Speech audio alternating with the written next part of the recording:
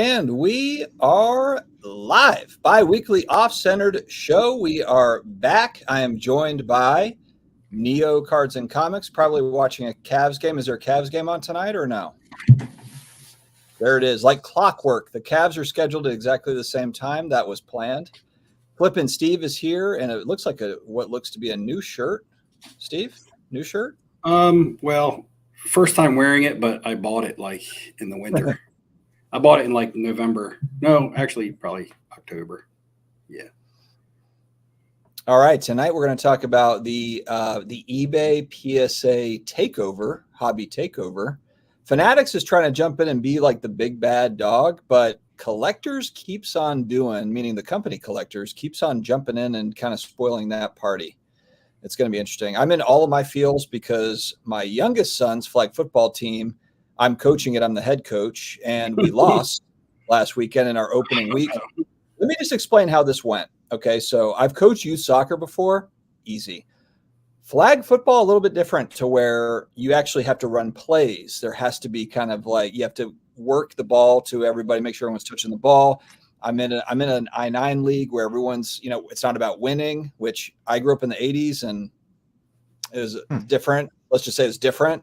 So it's all about, sportsmanship. Of course, we want to be, have sportsmanship out there. But yeah, everybody on the team wanted to win. We fell 12-6, but the first play of the game, I huddled up with them. It's 9-year-olds. And I said, hey guys, we're going for it all. First play. Logan, you're throwing the bomb to Elijah down the right side. So the first play of the game, they were all like their defense kind of, and typically, look, 8-9-year-olds, you're running the ball a lot. But I could tell. Now, granted, I met these kids that morning, practice, and then the game. So I met them that morning, scouted the team, figured out that Logan could throw deep. Elijah's fast. So it was just, hey, get the ball downfield.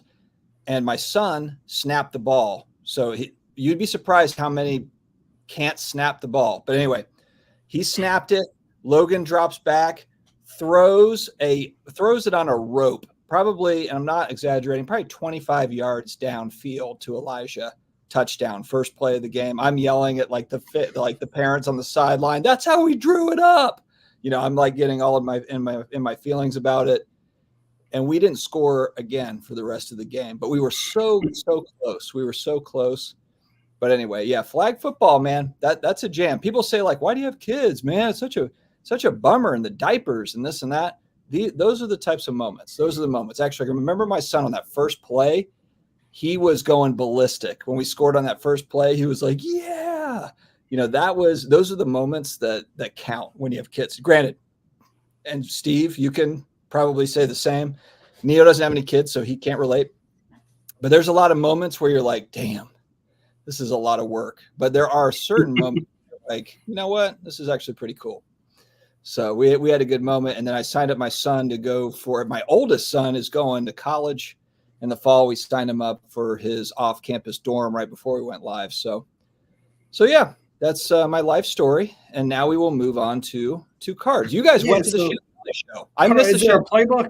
Is there a playbook, or do you guys just draw up the plays? I mean, the kids actually wouldn't study a playbook? What's that movie with Will Ferrell and Mike Ditka? With the soccer movie? I don't know. Kicking and Screaming. All right, so my dad is 67, and I have a younger brother that's 20 years younger than me, so it's kind of like Kicking and Screaming a little bit. He coached my younger brother, who is 23. I'm about to turn 43. He coaches flag football, and he's like, hey, buddy, I've got you covered. I've got the whole playbook. I'll email it over to you. It's color-coded. But he put, of course, he's retired. He has all the time in the world. He's like, look, you've got to be organized with this thing. You can't play around. You can't, just wing it. You got to make sure everyone's in their spots. He's an ex-military guy. Mm-hmm. So it was really funny, though. He sent me the playbook, and then he called me, of course, like an hour after the game. I didn't answer. And then like 3 hours later, he's like, what? You're not going to call me back and tell me how it went? And so I told him how it went. It was, look, overall, and he was like, it was great. Good for you for getting out there and doing it. It's tough. Well, you just literally, all you need to do is Tecmo Bowl 1, just 4 plays. And you should just screenshot it, print it out, and be like, all right, guys. So you can choose whichever team's plays you like. You got to have the Bo Jackson play in there. Well, so what I did to simplify is the same exact formation to where you have the center. It's 6 on 6. So center, quarterback, 2 running backs, 2 receivers, and that's the formation every single time. And then we're just running kind of different plays in that formation. But the problem is like, again, this is week 1. So I'm meeting them all. I'm like giving out jerseys, trying to make sure everyone like, what's your name? I've got name tags, all that stuff. And then I've got to figure out who's going to play where. And then we play the game, so it's kind of like you meet the team, you practice for 45 minutes and you play the game. So of course it's going to be a little discombobulated. Well, you just get a black Sharpie and have everybody write their last name on their forehead. Well, I had tape. So I brought like, tape. Use the tape. Okay. I was going to say, well, we used tape on our helmets back in the day, like in high school tryouts and stuff. Tape on the helmet, but I figure no helmet in flag football. So, or you should have everybody out there wearing the old leather helmets. We already had like red green helmets. We already had divas on the team where basically it was like, there was literally kids that were like, hey coach, I'm not getting enough touches. I'm like, guys, it is 6 versus 6. It's a 40-minute game. What do you mean you're not getting enough touches? Did you have any kids doing sit-ups in their driveway afterwards, giving interviews? They want to win, man. They want to win. Doing like TikTok reels, doing sit-ups in their driveway. I've been like, coach didn't give me the ball today. Oh man, it was funny. And then you've got parents on the sidelines yelling. So that's another kind of, side thing that's going on. It's wild. It's just funny when the league is basically like, hey guys, it's not about winning. It's about sportsmanship and having fun. And of course, that's the message I'm going to send. That's the message I'm going to send. But then everybody wants to win, so it's like, even the parents, the parents are like, little Jimmy, run, like going ballistic. Oh man, it was interesting. It was interesting. All right, we've got people in the chat. Before we get started here, you guys went to Chantilly. I'm jealous. I miss Chantilly because of flag football. So let's say hello here to Jordan Hudson. If it ain't live, it ain't Steve. What's up, big dog? Vintage card collector. Pick 6 cards. Who dat nation?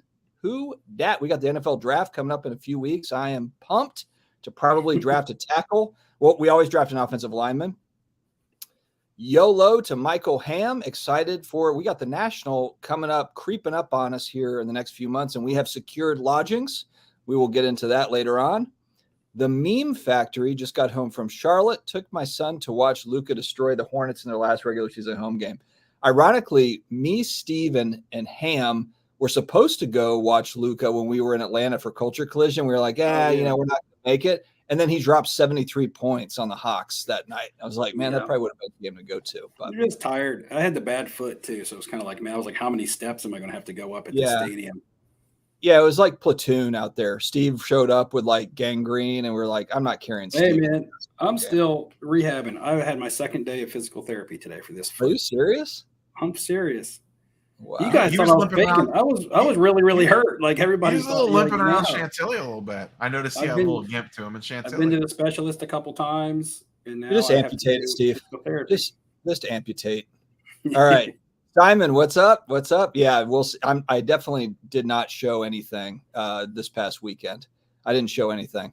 Something sports cards. What's up? Orlando's in the house. Dustin, Rick Moranis and Little Giants. Yeah, kind of, probably. Dallas Warriors West Finals, Boston, Atlanta East.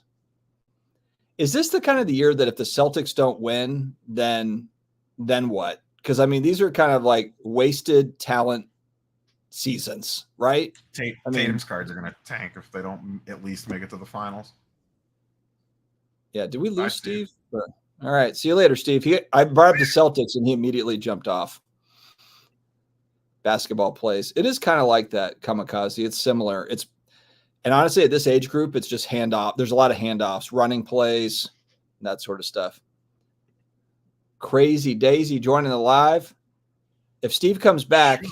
She was on pre-stream. Yeah, she was on. Maybe she just jumped up and bit Steve's neck, and that cut the camera. That would be a sad way to go, but it would be. Oh, there he is. Okay. We thought Daisy got you in the neck. There she is. Oh, hell. Look at that thing. Look at that little gremlin. She's chilling. She's in her cup. Come here. You want to come up? Why can't you be more like Daisy? Come on. There we go. All right. Why don't we fire off on this? We got it right out of the gate. Why don't we fire off on this one? What's each of your thoughts on the PSA eBay Goldin merger? What that's going on, good or bad for the collector? Do you think the new eBay fees will drive more people to card shows? We'll start with you, Neo, since you made a video on it already. Have your thoughts changed since this morning? No, I mean, I don't know that it's good or bad for the collector. It's good for the flipper, just from the ease of at least what they're pitching, anyways, with the ease of potentially grading listing and not having to like touch anything from that perspective. I don't think the fees are going to drive anything one way or the other, because quite frankly, a lot of cards at shows are selling for more than what they sell for on like for less, or there's not really any difference on the eBay fees anymore with shows. Like it's almost impossible to buy at 85% or even 90% a lot of times anymore. So you're not really getting a break at shows either. Right.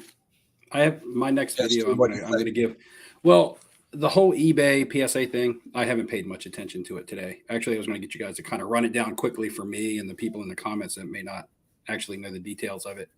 Yeah, Rob, run it down. What's the deal? But I feel like what Rob was talking, or Neo was talking about, was about the show prices. But I have a video. My next video is going to be kind of have me talking about why I think show prices are still really high, other than some people just are delusional about their pricing. But I do believe that the market is being propped up somewhat artificially right now, and I just have my thoughts and my reasons why. Well, do tell. House cards. Yeah, can you give us a little bit of a preview? Well, of course, it's going to be sort of related to something that I see in the casino. So there you go. In the casino, we have something that's called a false drop. Okay, now a false drop is, say, for instance, a player comes up to a table, they buy in for $100, and they play for 30 minutes, and they break even, and they cash out their chips, and they go to the cage, they get $100. Then they come back to that table with a $100 bill, and they buy back in for $100. That's what we call a false drop, because now that player technically is into the house for $200, but really they're not into the house for $200 because they cashed out $100 in chips. They're still even in money. So it looks like they're in $200 in cash, but essentially they bought in for $100, took $100 in chips to the cage, and came back with $100 that belonged to the house. So they're in $100 of their own money that they started with, but technically now it looks like they have a $200 buy-in. Are you kind of understanding that concept a little bit? Right. Yeah. Yes. So we call that a false drop, because say we're tracking, if somebody does that 10 times, it appears to the house that they're in for $1,000. It looks like new money, but it's not new money. Is that right? But essentially it's just $100 that they started with, and they've recycled it over and over again to make their buy-in look boosted. We call that false drop. There's something that I believe is very similar to false drop that is affecting sports cards. So that's what I'm going to leave it at. All right. Wow. Start with a re and end with a packer. Yeah. I said, does it start with a re and end with a packer? Yes, it does. Yeah. I can run down the Goldin stuff really quick. So basically, eBay traded Goldin to eBay, or I'm sorry, collectors traded Goldin auction house to eBay in exchange for the eBay vault. Hold on, let me see if while you're telling this, I'm going to try to find the memes. Go ahead. Yeah, but that's basically the gist of it. So Goldin now belongs to eBay. Mm-hmm. eBay vault now belongs to PSA. PSA is essentially pitching that eventually you'll be able to, the second your grades pop on PSA, you'll be able to immediately list it for buy it now or auction on eBay. Okay. I didn't know if it was working like ComC, where you can buy a card and actually have it submitted for grading. So they tease some stuff on that. There's no the full details won't be out probably till closer to the national, if I had to bet. Yeah, I've been asked, because I've bought cards off ComC, and people have asked me in the comments, why do you get them home and then send them in for grading yourself as opposed to sending them through ComC? But I would never send in a card that I couldn't screen myself before sending it in, because I don't know if they actually look at the card and say, hey, you should or shouldn't send this card in when you buy it off ComC. So Yeah, well, and if you're cleaning cards, then that doesn't really, you're not really into this idea, because I think the whole point that they're trying to get at is, hey, we can make this more convenient for you. You buy a card and you can very easily grade it, or you grade it, you can very easily list it. That's clearly what they're going to move towards, is ease of use. Just like with, ComC has rolled out, hey, you want to buy a card and grade it? Easy, you can do that. It's clear that eBay is going to have that option as well. Hold on, let me see if I can find this. Even on your stuff, Steve, like you send in like what, 70, 90s random refractors. Like under this new system, you could still send them in yourself, but instead of having them shipped home, you could cherry pick like, okay, these, say you send in 50 cards and you're like, these 20 are eBay cards for sure. Under this new system, you could just tell PSA, don't even ship those back to me, just list them under my eBay account and sell them. Gotcha. Yeah. Like if you want to run an auction, you want to put them at bin, whatever. And then the other 30, maybe you want shipped home because you want to take them to the national or whatever. Yeah. That's like phase one. We'll see that first. Phase two, what they're teasing is you buy the raw card on eBay, and instead of shipping it home, you could just be like, hey, send this straight to PSA and grade it. But see, I would need someone at eBay that I could trust to verify that. But it wouldn't be going to eBay. It'd be going straight from the seller to PSA. Okay. So the sellers send it straight to PSA. Okay. Yeah, that just would not work. You would get too many bad grades back. I've had decent luck direct grading on ComC. ComC stuff is somewhat, but ComC stuff is somewhat screened. Like if there's a big time, if there's an error, you'll see footnotes on ComC cards. I trust ComC raw cards more than I do eBay raw cards, to be honest. If I could buy all my raw cards off ComC, I would. I think it's going to be more viable for ultra modern stuff, like the stuff that just released. Like 2024 Bowman comes out in a month. Like you can have a higher confidence that those cards are at least going to be semi-clean because they haven't been passed around yet. It's just people that are ripping wax and immediately putting it on eBay and sell it. I'm not talking about buying like a Brett Favre 90s gold refractor and sending it in. Especially because you look at some of the, I've been buying Bowman used stuff on eBay, and you'll look at that and there are big accounts that grade and all that, but you can also see where there's just accounts where they obviously ripped the stuff or whatever, or they bought into breaks and they're just selling it off. So I think that there's opportunity there for those brand new cards like Neo's talking about. I'm sure you guys do it on the baseball side quite a bit. Someone in chat asked about whose account does it go under when you go to sell it. It sells under yours. If you've ever looked on eBay, when someone sells something from the vault, it lists the seller's user ID, but it just has an extra logo that says that this card is being stored in the vault. So like essentially, it'll kind of be like what I would imagine how it's going to work is, how you can link your eBay account to ComC to pay for your auctions. It'll probably be something similar to that. You'll log into your PSA account and say, this is my eBay account that I want to link to it. And those two things will tie together. So then anything you list for sale on eBay will be listed under your, Neo Cards and Comics eBay account or whatever it is. So it's going to show you as a seller. You're not going to be able to bid on your own stuff. It's not going to be like ComC where it lists ComC as the seller. At least I don't think it will, because that's not how it works now. Yeah. So I think from a friction standpoint, it's good, but we'll see if they could actually execute it. eBay promised the same thing and they couldn't pull it off. That's like I have a little more faith in collectors. Like not funny. Not Funny has a comment that says, it is true. Something as simple as fingerprints can hurt the grade on your card. So even if something's coming directly out of a pack, if it's not being handled correctly, it only takes one fingerprint to ruin your surface grade.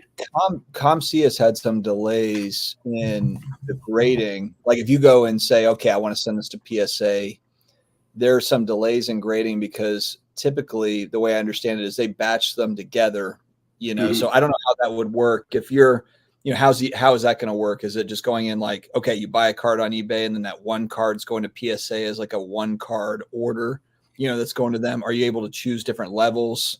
I mean, they can make it pretty robust, but it's all going to be in the details of that. You know, can you send it? I would view it. Or is it going to be a 5-day? You know, can you pick the different options?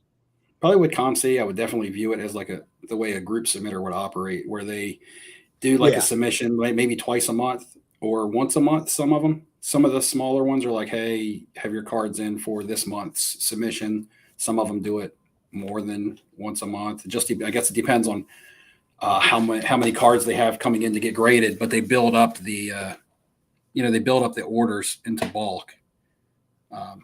So say for instance, right now you want to get the deal, the modern deal that they have going on for $16.99 a card, but you have to submit at least 10 cards, but you only have 5 cards yourself to submit.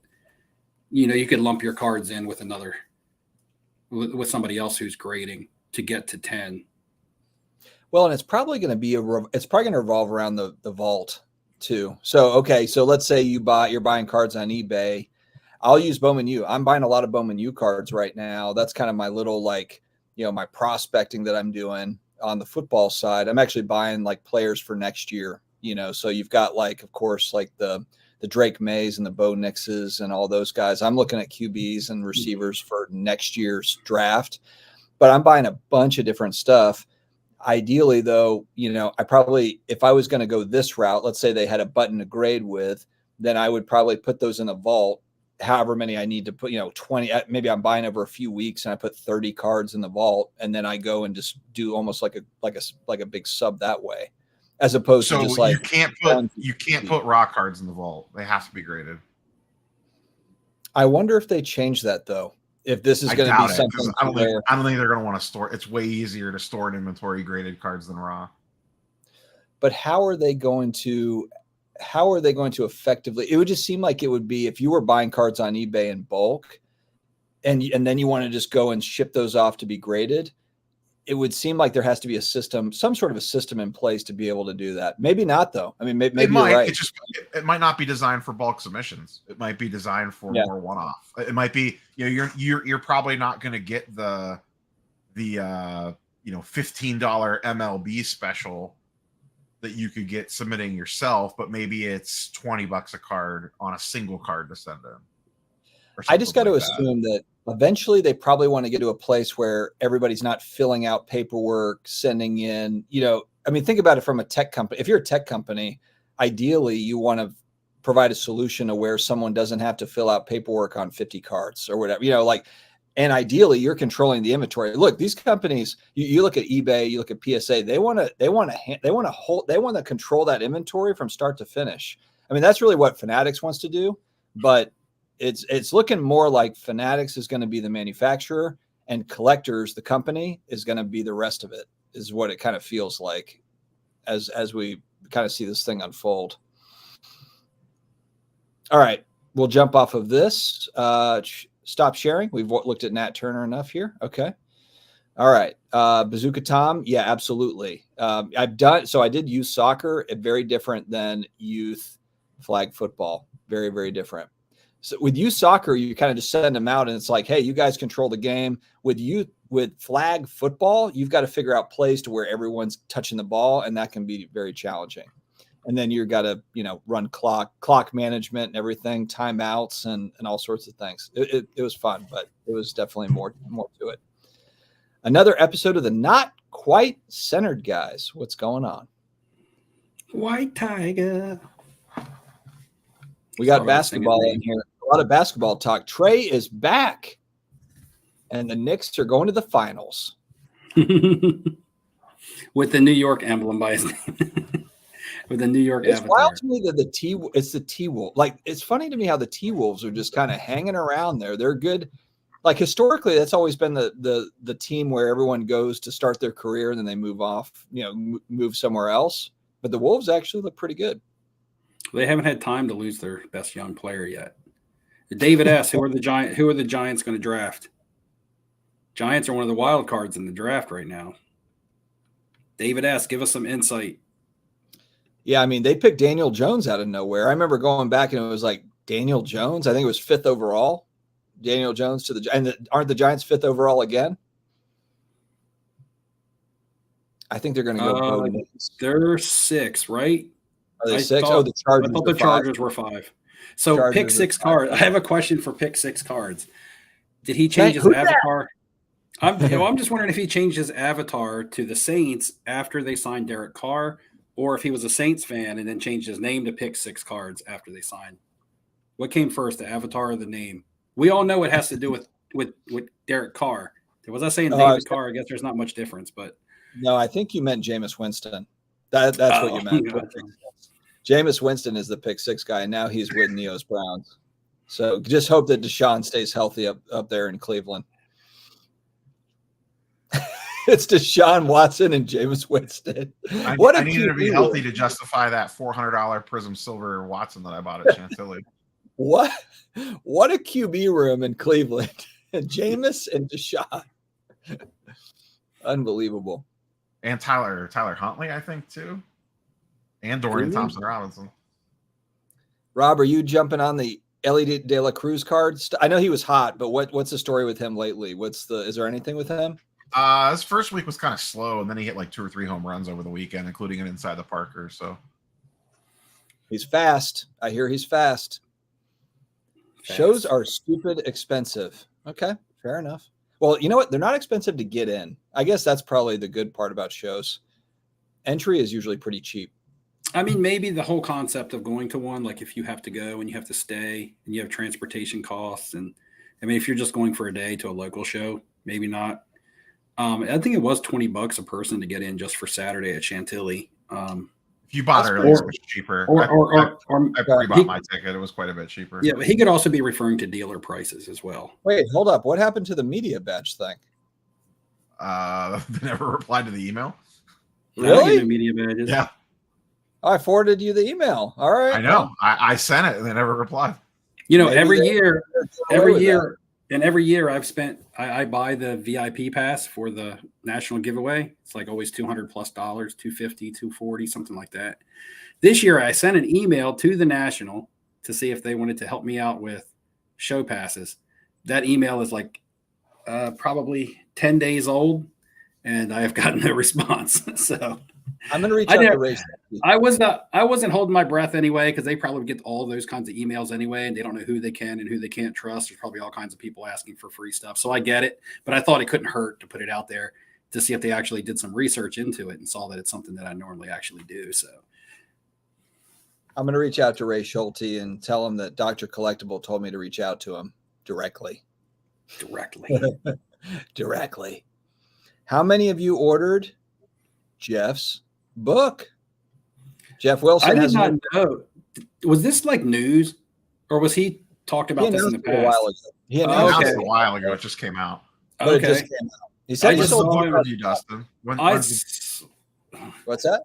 When's the book review, Dustin?" I wrote the foreword. No, it's good.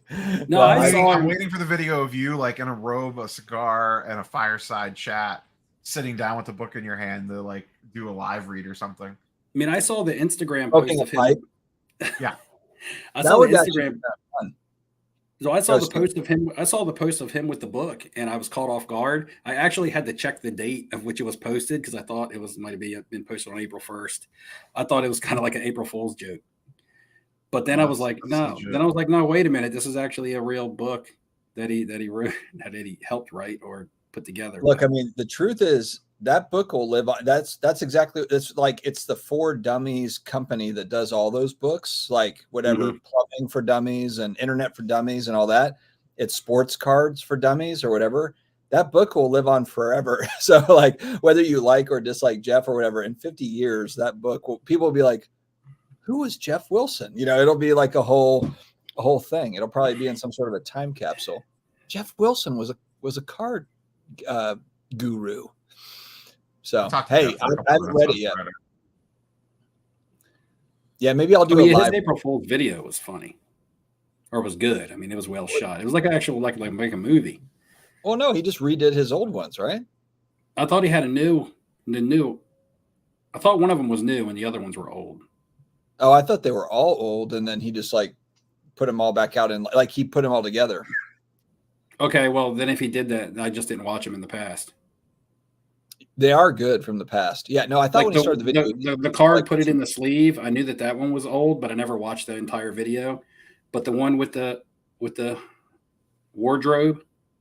The first one they were showing, I thought that was new, but maybe it wasn't. No, yeah, that was last year, and they just kind of wrapped it all together. Oh, so he didn't do a new one this year? He just took all of his old ones and put them together? Yeah, I'm guessing they didn't have time with Cards HQ. Oh, okay. Yep. Bob Boozle says, breaking news, Sports Card Dad will write YouTube hosting for Dummies book. I haven't gotten to that comment yet. I know everyone's shocked. It looks like I'm 17 minutes behind, so give me a minute. Give me a minute. You are behind. You're way behind. You're back there. There's a lot of comments in that 17 minutes. Let's burn through. The dealers had it right this whole time. Their sticker prices will be the new comps, will be the same as eBay purchases after all the fees and taxes. I guess that's a good point. Take into account tax, fee, fees, all that stuff. I get it. The problem is that they're taking that into account and then multiplying it by 3. Yeah. But here's the problem though. So, okay, you were at Chantilly and both of you were kind of like, meh.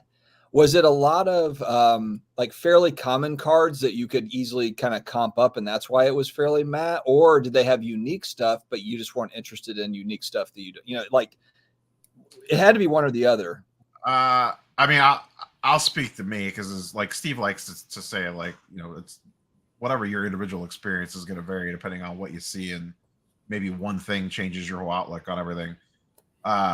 It was just underwhelming is probably the best way to sum up the entire show. What I guess a lot of dealers had said, I thought it was going to be bigger, having never been to that show before. I was expecting it to be like Philly size. And then dealers were telling me that it sounded like they cut some tables to make more room for autograph stuff. So the show floor itself was a little bit smaller. And then I got there about 3 to 4 hours after it started, probably 3 hours after the doors opened. And you could tell the tables were already picked through. Like there was tons of holes in showcases. And I knew probably about 5 or 6 dealers set up there. And every one of them, like it was not busy. Because it's a Friday. It's usually not that busy on a Friday preview. But every dealer said it was their best Friday that they've ever had in the first 2 hours. Like they were just selling stuff like crazy. Which was, to flipping Steve's point earlier, all the repackers got in early and wiped all the tables out. So anything like worth buying as like a casual flipper is wiped out before you even get in the door. And then there was a lot of baseball on the show floor. Yeah, and just like any show, like half the room was priced relatively fairly, and then the other half of the room was like that Watson card that I posted on social. So there was definitely stuff priced fairly, but it just wasn't stuff that I was looking for. So a lot of it is it's just like it's in a weird spot right now with, and the repackers are actually buying tables now like a dealer, but not actually setting up. They're just buying it for the dealer pass. Multiple vendors told me this, that they're just buying it for the dealer pass to be able to beat everyone else in the show to buy before anyone else gets in there. And then they're just using the tables as buying stations.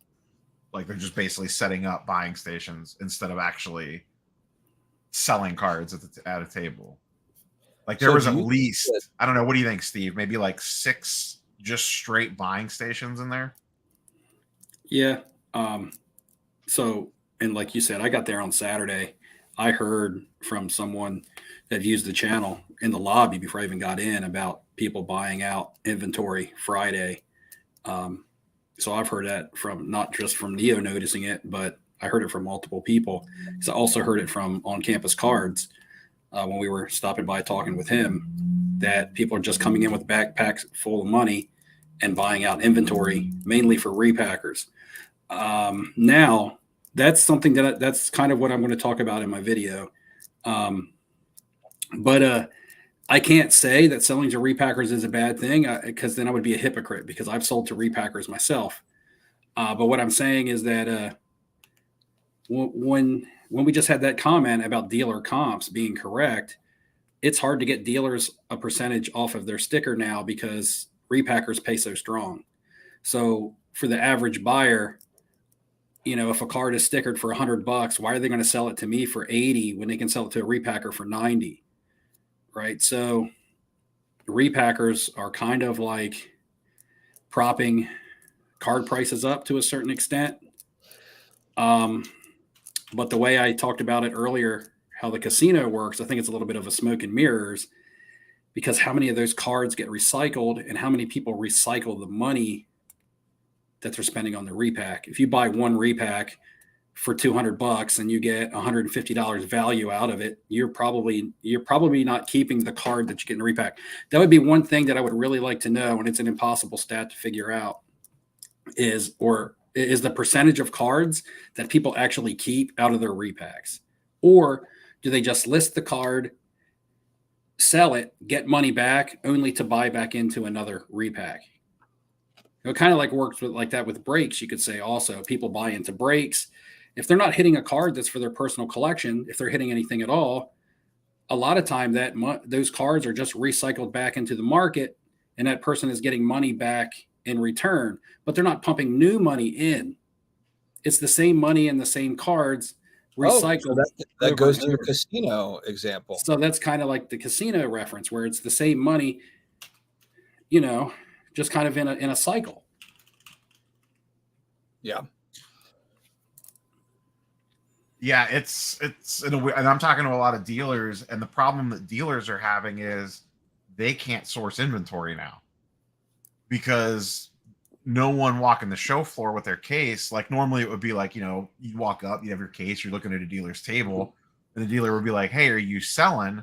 And, normally you'd be like, yeah, sure, here's the stuff that I'm selling or whatever. And now the repackers are buying out those people. So when they walk up to a dealer and the dealer's like, hey, are you selling? They're like, sorry, man, I'm wiped out already. Right. Like, this guy already bought from me. So I've talked to a lot of dealers, and on one side, they like the repackers because they're, like Steve said, and we've heard, they're coming around and wiping out their table. Like they're getting cash in hand, but then they're having an inventory shortage problem on the other side, where they can't source cards fast enough to refill their table. So it's kind of a weird, as much as we're like in the junk slab era, it's kind of like there's almost an inventory shortage right now. That's because the repackers will buy out the dealers, and then they'll also buy out the people walking around that the dealers would typically get the buy off of. They're like a black hole. Who is buying all the repacks? Like here's my thing. It's like, I don't ever hear, and I know this is going to be kind of just like a narrow lane, but I don't hear YouTubers that are just like, I'm opening up this particular repack. Actually, Spurs Cards 21, you've done kind of in the chat. I know you've done repack kind of reviews and stuff, but it's not as if like on YouTube IG, you've got a lot of breakers and breaks, and breaks is a big thing. You hear about that all the time, but who's opening up all the repacks? Like, where is it all going? Because I'm just confused by that. I mean, obviously they're selling, or they wouldn't be buying so much. So, but I'm lost on that. I don't know. Yeah, and this isn't to say that I hate repackers or think repackers are bad or anything. There's a place for them. I'm just talking right now. A lot of the hobby prices are propped up by repackers. I just believe that that's the truth. I'm not saying that it's bad or that it's good. My pushback on that, though, Steve, would be, I don't necessarily fully disagree with you, but everyone runs off eBay comps, and repackers aren't buying off eBay. So are they actually propping up prices? Because like the world revolves around the eBay comp. So if the card's selling for $100 on eBay all day long, the repackers are buying it at 90 or 95. The card's still selling for 100 on eBay, but the repackers aren't driving up eBay prices, which is what the whole world revolves around, like it or not. Yeah, so it's kind of like I think they're artificially inflating maybe the show scene, but I don't think it's trickling out to the wider world because it's not impacting eBay comps. So like all those transactions aren't showing up in a Market Mover or Card Ladder or eBay sold or 130 point or whatever. Yeah, but I've sold at last year's National, I sold at least 20 cards that I bought off eBay to repackers. My comps just weren't visible. They fell off after 3 months. And I was buying like autograph cards of like Larry Bird and Magic Johnson and stuff like that. It's the type of stuff that repackers want, because if somebody buys into a $300 repack, if they if they don't get their value, say they get $150 in value out of their repack, which you would be considered to be a loser in that repack. However, if you at least get a decent card, like an autograph of a Hall of Famer, it's somewhat satisfying as opposed to just getting a base prism, right? So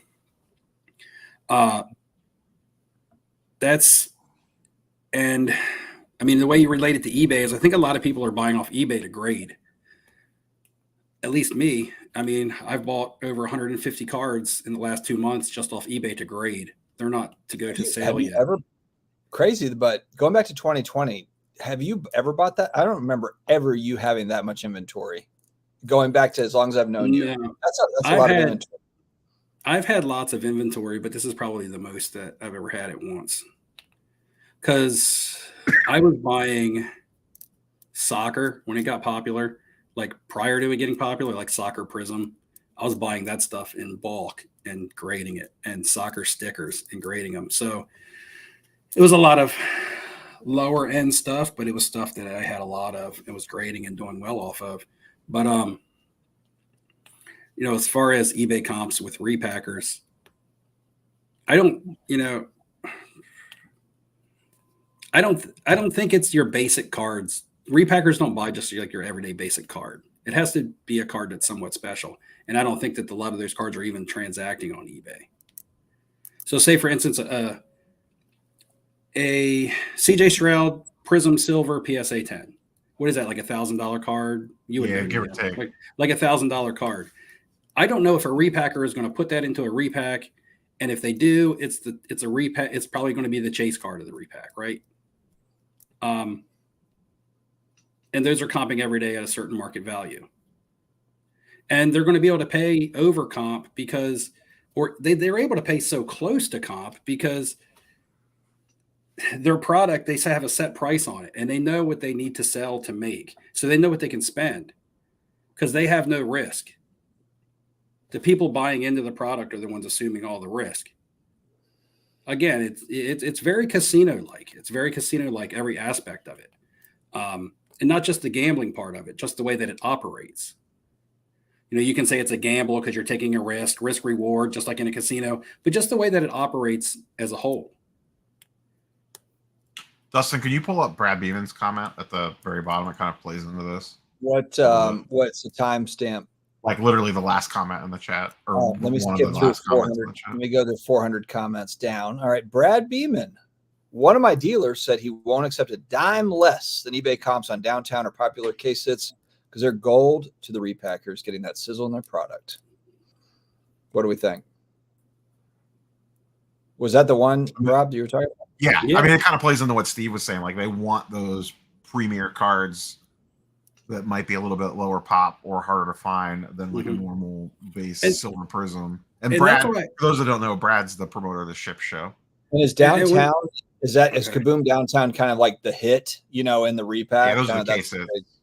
They're just really popular cards. But the thing is that also when repackers buy, they typically buy in bulk. So they get a bulk discount anyway. So it's not on an individual card basis. So they may pull 10 cards out of somebody's showcase and be willing to pay 100% or even more for one card, such as a downtown, because they know it's going to juice their product up.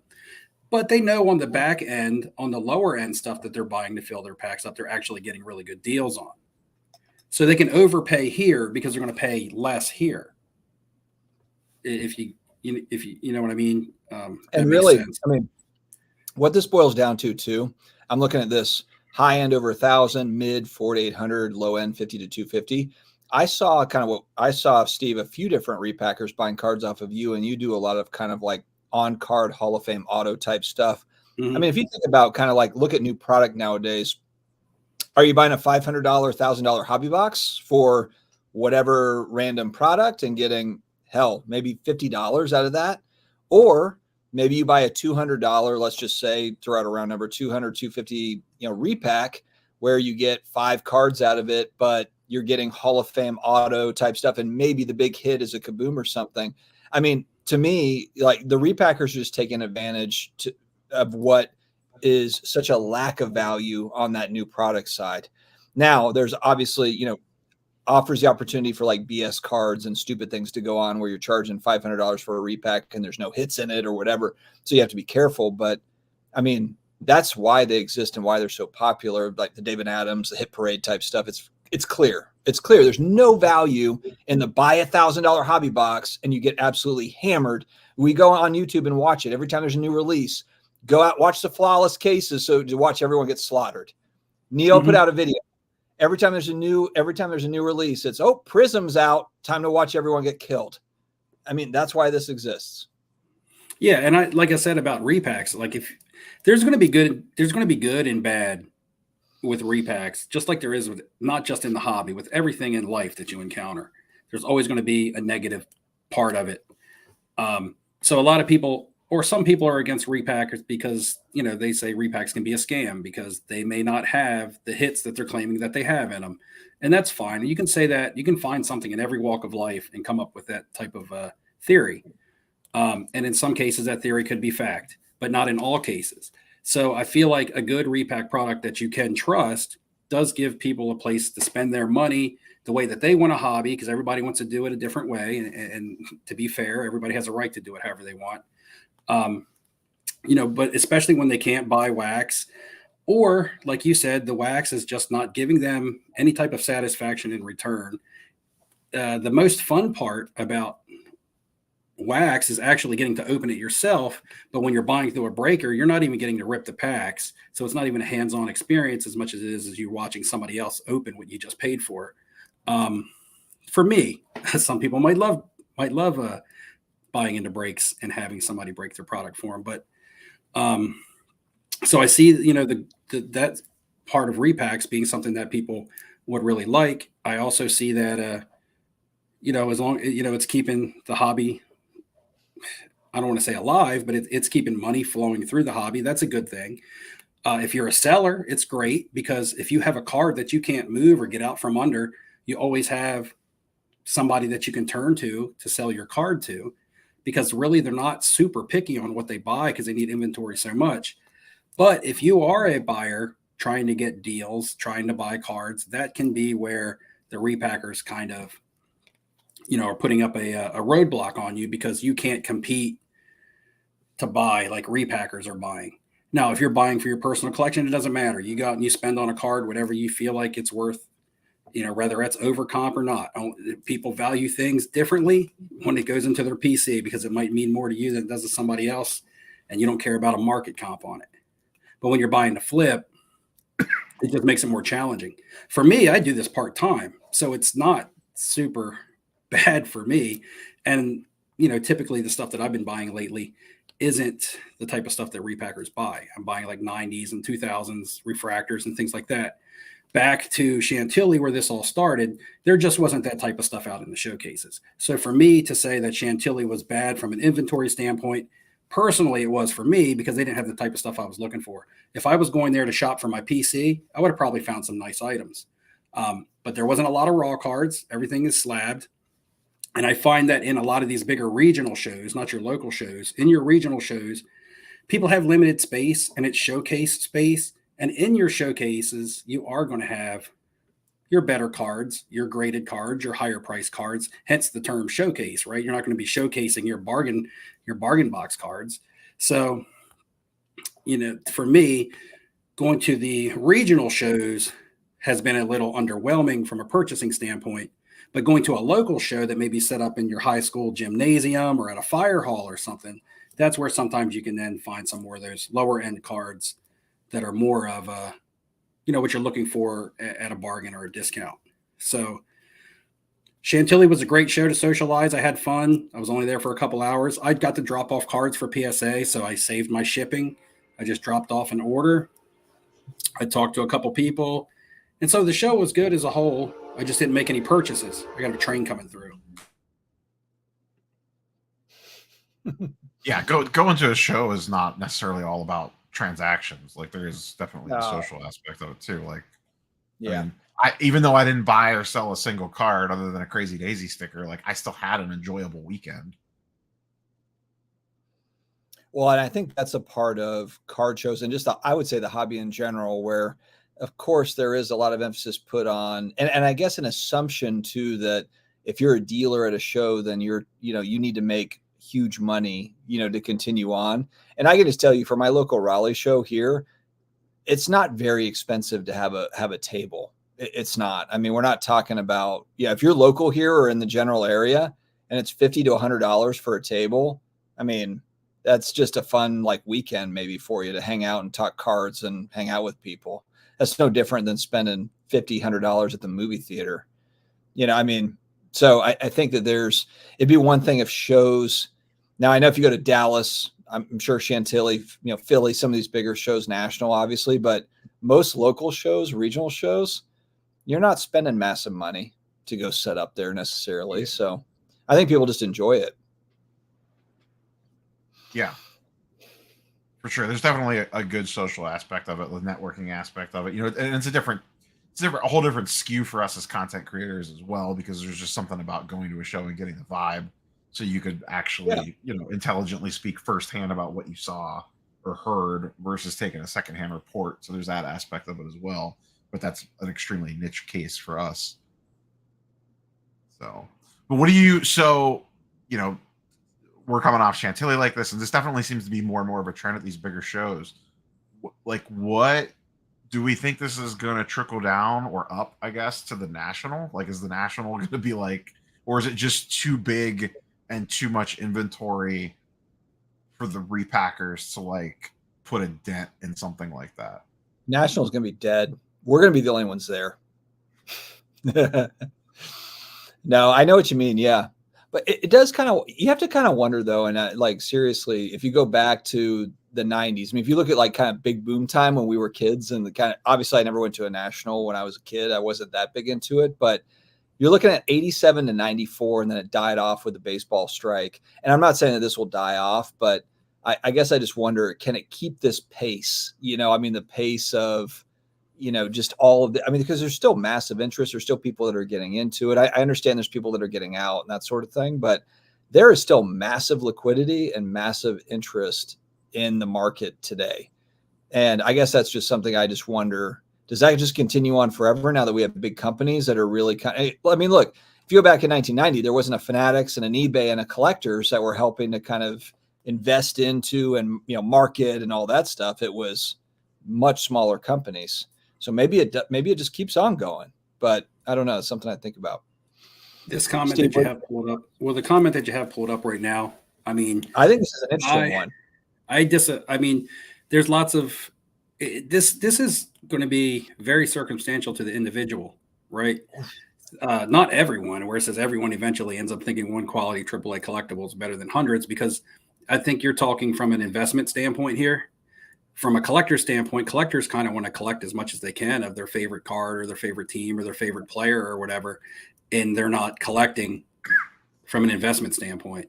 Yeah, having quality AAA collectibles, what makes something a AAA collectible over any other? The individual buying it, right? If somebody may not, or the value, the secondary market value. Well, forget about value for a second. Let's just okay. So let's say you're a Willie Mays collector, and you've got.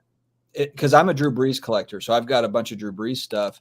I kind of like this question because I think even if you are, the challenge with being a collector is that you're kind of a little bit of a hoarder, and that's how I am too with Brees stuff. I probably have, if I take all my Brees stuff and I put it all together, I could get one really nice Brees card. And so I think in the spirit of this question, I think that, but that's kind of the challenge though, is collectors tend to be hoarders because you're collecting volume. But if you ask the average collector, hey, if you moved out of these 50 Willie Mays cards and you got into a really nice Willie Mays 52 tops or a Willie Mays rookie, would you do it? That's kind of and that answer might change over time too. That answer might be no today, and then in 5 years it might be yes. And not necessarily because of money, but just because you're like, man, I would love to have that card, but I can never really get into it because I'm buying kind of the smaller stuff.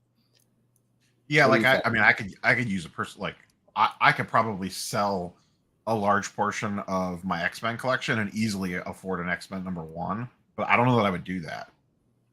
Yeah, I would rather have as a collector. Yeah.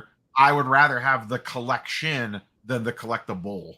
I'm in the same. I totally get it, and that's what I was saying. So that's what I mean. If you're a collector by definition, more, like you said, you could be somewhat of a hoarder. You're going to want more. And when you're talking about Willie Mays cards and stuff, people like to collect the run. How many times you hear people say, "Oh, I'm collecting the run of Willie Mays." I don't know if anybody would give up their entire run for one. But if a collector told me, "Hey, I'm going to give up all of my collection to get into a really nice, maybe it's 52 tops or it's one Willie Mays card," I wouldn't blame them one bit. I mean, that might be like. But in a collector's eyes, what makes that card so great? Collectors collect stuff because of the look. I love the way this one looks. I'm collecting 54 tops because I love the design. All right, that's like a collector's mindset. What if it's more of a goal? Like, because you have different collectible goals. You mentioned runs, so you mentioned like, okay, we're trying to get every Mays card or every Jackie Robinson card. He's got 9 cards or something. He's got very few cards. But maybe part of that collectible goal was, hey, look, like the 48 Leaf in like mid-grade or something, that was never in the cards because I can't afford it. But maybe over time, you've gotten into all the other Jackie cards, and now you can move all your Jackie cards into that one card. And I understand what you're saying. Like I get it. There's a volume element to it. But I also just understand too, like, hey, look, I'm collecting that player. If you're a player collector, if you're collecting that player and you want just the best card at some point, because I feel like it's kind of like it's a journey. All this stuff is a journey too. And it depends. You might be someone that's always collected Jackie and then just be like, you know what? I just want to get into the best one. Yeah. I want to get into like the tippity top or whatever that I can get. And that makes sense too. But I'm saying, what would cause somebody to want to do that? Value? Or just I just don't want to have, or I just don't want a collection anymore. Well, what if you have $10,000 of Jackie cards and just like 50 Jackie cards, but then you can move into one Jackie card that's $10,000. Okay, so I guess my question is again, what makes it a AAA collectible? So he puts more like quality on the investment side of things, on like a store value, like a value. So when you're separating stuff, from one tier to the next based on value, that's kind of more of looking at it from an investor standpoint than a collector standpoint.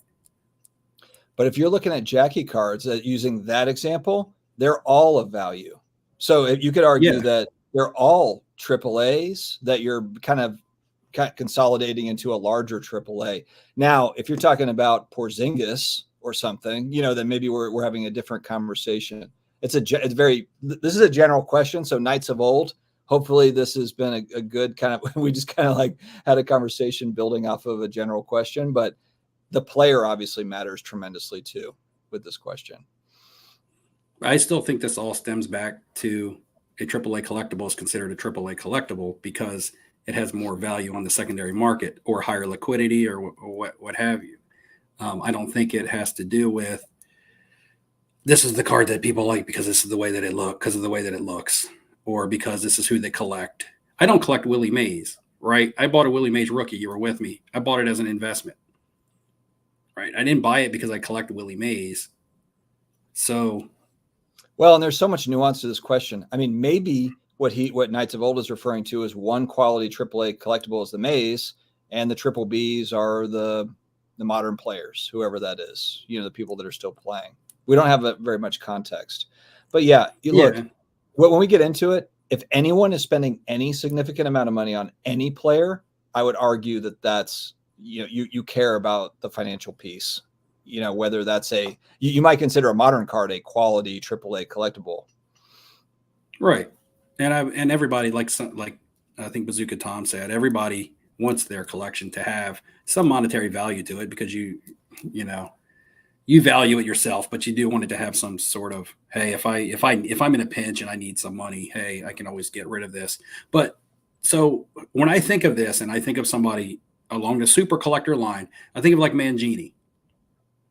And Mangini has cards of everybody from everything, from like every sport, it seems like. I see him posting something different on Instagram every day. It could be a 1990 junk wax Don Russ card. That's not even a rookie of somebody.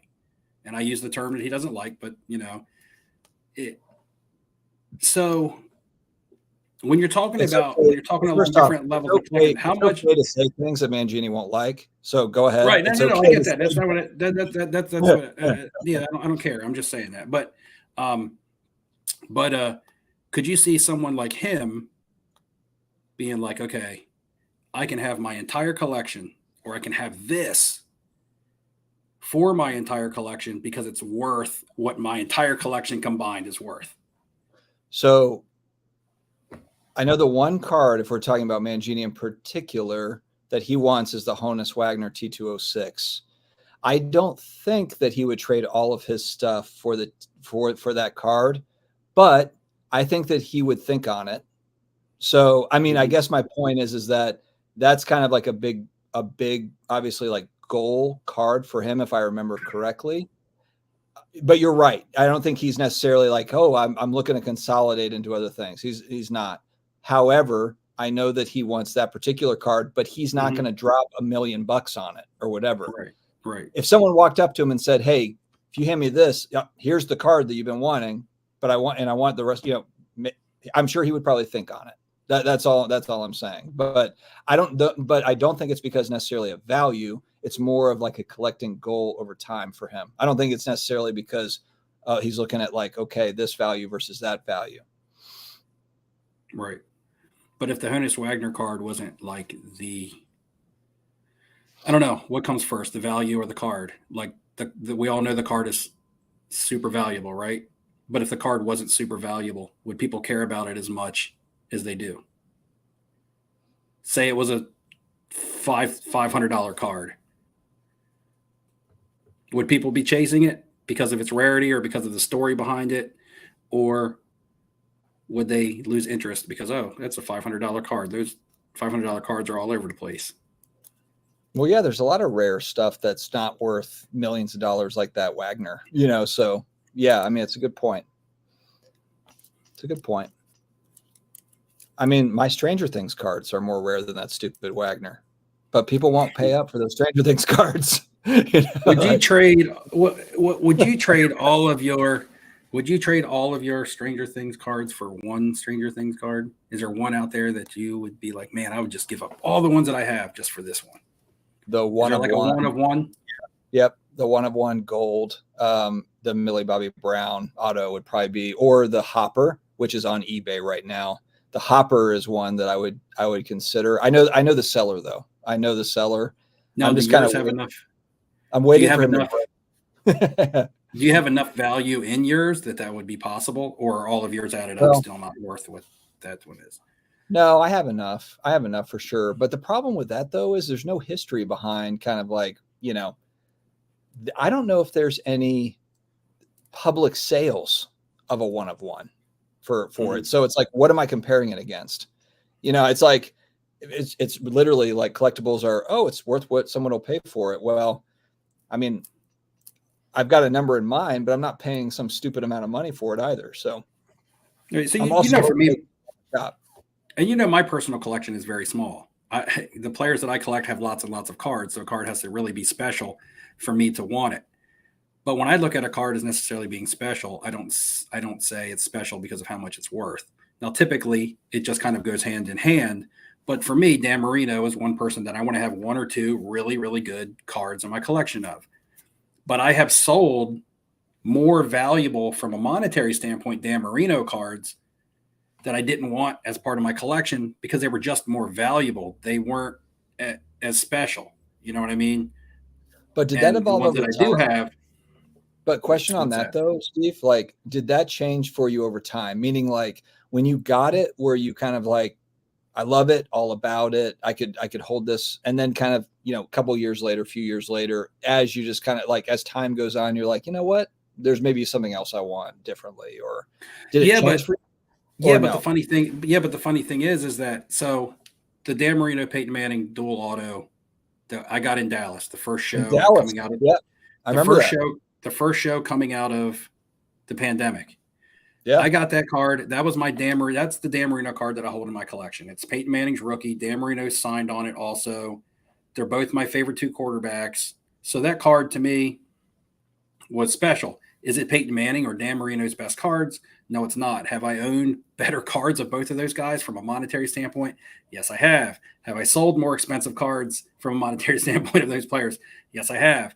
I acquired the 1-of-1 plate jersey auto of Marino out of National Treasures at Atlanta Culture Collision, the first one we did.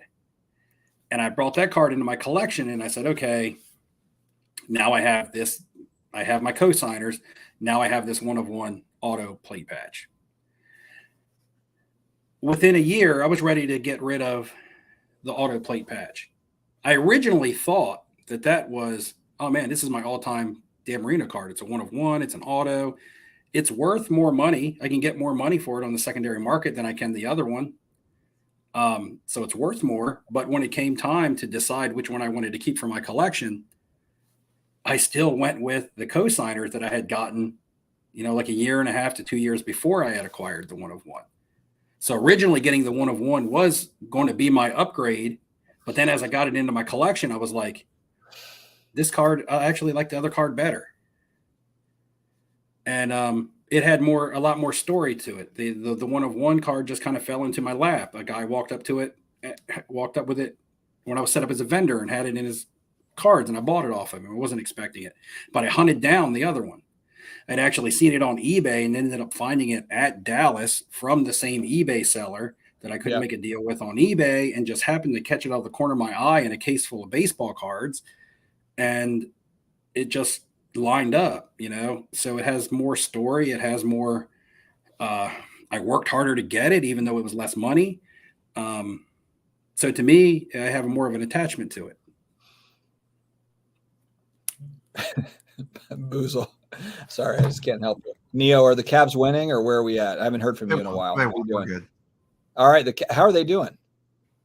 They've been on the struggle bus a little bit lately. They'll still be like a top 5 seed. Are they going to get in the playoffs? Yeah, I just said they'll be a top seed, one of the top seeds in the East. Okay. Well, there you go. Do you still have your red prisms? I do. I always just rag on you about the Cavs red prisms. But hey, I can't talk. I've got the Saints gold prisms and that sort of stuff. So I totally get it. That's a different argument. Knights of old said he'd rather have $100 bill than 10,000 pennies, but that's not the same thing, because all 10,000 pennies are the same. Unless they're rare pennies. Well, I'm just saying, all 10,000 pennies is 10,000 pennies. 10,000 cards can all be different. Oh, Bush Leaguers is reporting on it looks like weight loss. Neo, there you go. Not that I'm aware of, but I'll take it. All right. Hey, I'll take it. I got a haircut last week.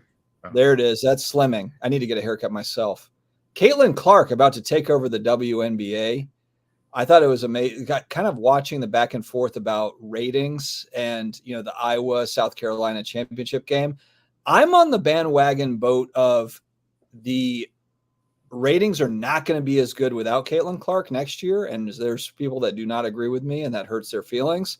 But I hate to say it. I understand there's a lot of good young talent as far as basketball players go. I totally understand that, respect it. But there's something it's just the range. And look, I had not watched Caitlin Clark, so I'm not like a Caitlin Clark, whatever. I'm a bandwagoner. I literally just found out about her game like 3 weeks ago. But it's the way, look, she can hit threes from different angles. That's the thing that's different about Caitlin Clark. Her court vision, and also she can hit. It's not as if she has to get a perfect look and she hits her three. It's like Steph Curry stuff, where she's off balance and she's not open and that sort of thing. That's what makes her different. So, yeah, I'm going to be on the bandwagon of next year. There's going to be obviously the college, March Madness for females, and the ratings will be half what they are this year. That's you can put me on record for that. Is the wrap up nights just to wrap up nights of the old? Go ahead. Yeah, sorry. No, I just want to wrap up Nights of the Old real quick, because we spent a lot of time on his comment, and he asked if he's referring to me making the right choice. Yes, I'm going to go to the restaurant because I've got a 5-year-old bladder. But go ahead. I'll be right back. 5-year-old bladder. Wow. When did Brad take back? I thought as you got older, the bladder got worse. But yeah, I made the right choice. In fact, that's not only my favorite Marino card that I have. It's probably my favorite card that I own that I like. It's not the most valuable, but sometimes I get out like my top 10 cards of my personal collection, and I'll have my own little March Madness bracket. And I'm like, okay, which one is my favorite? And I move them all to the middle, and I get to a finals. And then I'm like, oh, this one. And last time I did it, the Dan Marino card was a repeat or a three-peat champion. I can't quite remember. I mean, sometimes you chase, we've all been there. You chase a card that you think you really want, and then you get it, and maybe you did really want it, but then after a while, you're just kind of like, all right, like this card was in my life for the last year. It sat on my desk. I carried it around. I showed it off. And now, it's time for it to move on for something different. Hey, look, you laugh, but does anybody in the comments do that? You guys ever set up your best cards or your favorite cards in your collection and then like narrow them down to see which one actually would win your favorite card in your collection? Steve Splendid, do you do that with all your Kevin Durant cards? You say, I got all these Durants, but I'm going to set them up in brackets and see which one wins the final. He'd have one side all those KD cards, and on the other side he'd have all those Joker cards. Because he loves the Joker too. He loves himself some Jokic. Should give your best card a rose like The Bachelor. Yeah, I'm a weirdo. You should do that for a video next time you do it. And at the end, walk out, have the card sitting on the counter, and then walk out with a rose. Yeah, right. That'd be some high quality content there. Nobody ever does that, man. Wow. Steve, you've been putting a lot of effort into these videos. I've been watching your videos, and I'm like, he's got like 27 cutscenes. Like, I need to really step up my game. I don't know if they're all cut. I mean, I don't plan them. You're like in your living room, then you're on the beach, then you're at the card show, then you're at the restaurant, then you're playing arcade. I'm like, where the hell is, like, how does this guy do this? Yeah, but you know what I do is I just go out and, like, when I'm doing random stuff, whether I'm driving or walking on the beach or doing whatever, I will shoot like a little bit of clip. And I don't know what I'm going to use it for or where it's going to go. Then I'll sit down and I'll basically shoot the subject matter of my video. And then as I'm saying stuff, if I'm like, oh, that would interject there pretty nicely, then I'll add it in. You know what I mean? Like I'll shoot the getting cards in the mail. I'm like, okay, I picked this up, and that snippet will just be saved to the side. And then when I'm doing my regular subject matter, if I start talking about cards or something, then I'll be like, okay, I'm going to edit in a card right now. You know what I mean? Kind of like that. I don't plan it out ahead of time and say, okay, this is how it's all going to line up. Is there like a land of lost clips? Like, there's a bunch of clips laying around that just never got used? Oh, all of the flubs. When does that video come out? I don't super edit, but I mean, like sometimes, like if I'm like just talking and I'm like like a bloopers take. Yeah, we need like once a month. You should just post like all the cuts. Today I was driving home from physical therapy and I was trying to talk about Veriswap, and I swear I kept trying to say the same thing, and like I like messed it up like 4 times, but not just messed it up to where I could just continue to go. I mean, I got like tongue tied and it was like and I was like, damn, what the hell? I can't even talk today because I don't edit out little flubs, but like sometimes there's. I should keep mine in because when I screw up and I edit it, sometimes I'll be like, damn it, can't talk today, damn it. I should just keep that in. Yeah, just like if I'm grading cards, I'll set the camera up, I'll turn it on for like 5 minutes. Now I'll grade, it might take me 30 minutes to prep some cards, but I'll get like 5 minutes of me like grading cards, and then I'll be like, okay, maybe some of this will get interjected into a video, maybe it won't. It just all depends on how the main part of the video is going. How do we feel? I feel like this is valid from Pete. How do we feel about Ohtani being the biggest star in Major League Baseball and a very large story being swept under the rug like the JFK assassination? Neil, you go first. His translator pleaded guilty. Oh, did he? Yeah, that's been the news. Taking one for the team. Yeah, he's going down. He's going down. Yeah, he probably got paid another $4.5 million to take the fall. His offshore account is loaded. Yeah. Oh my Ohtani bought him an island in Japan to go live on.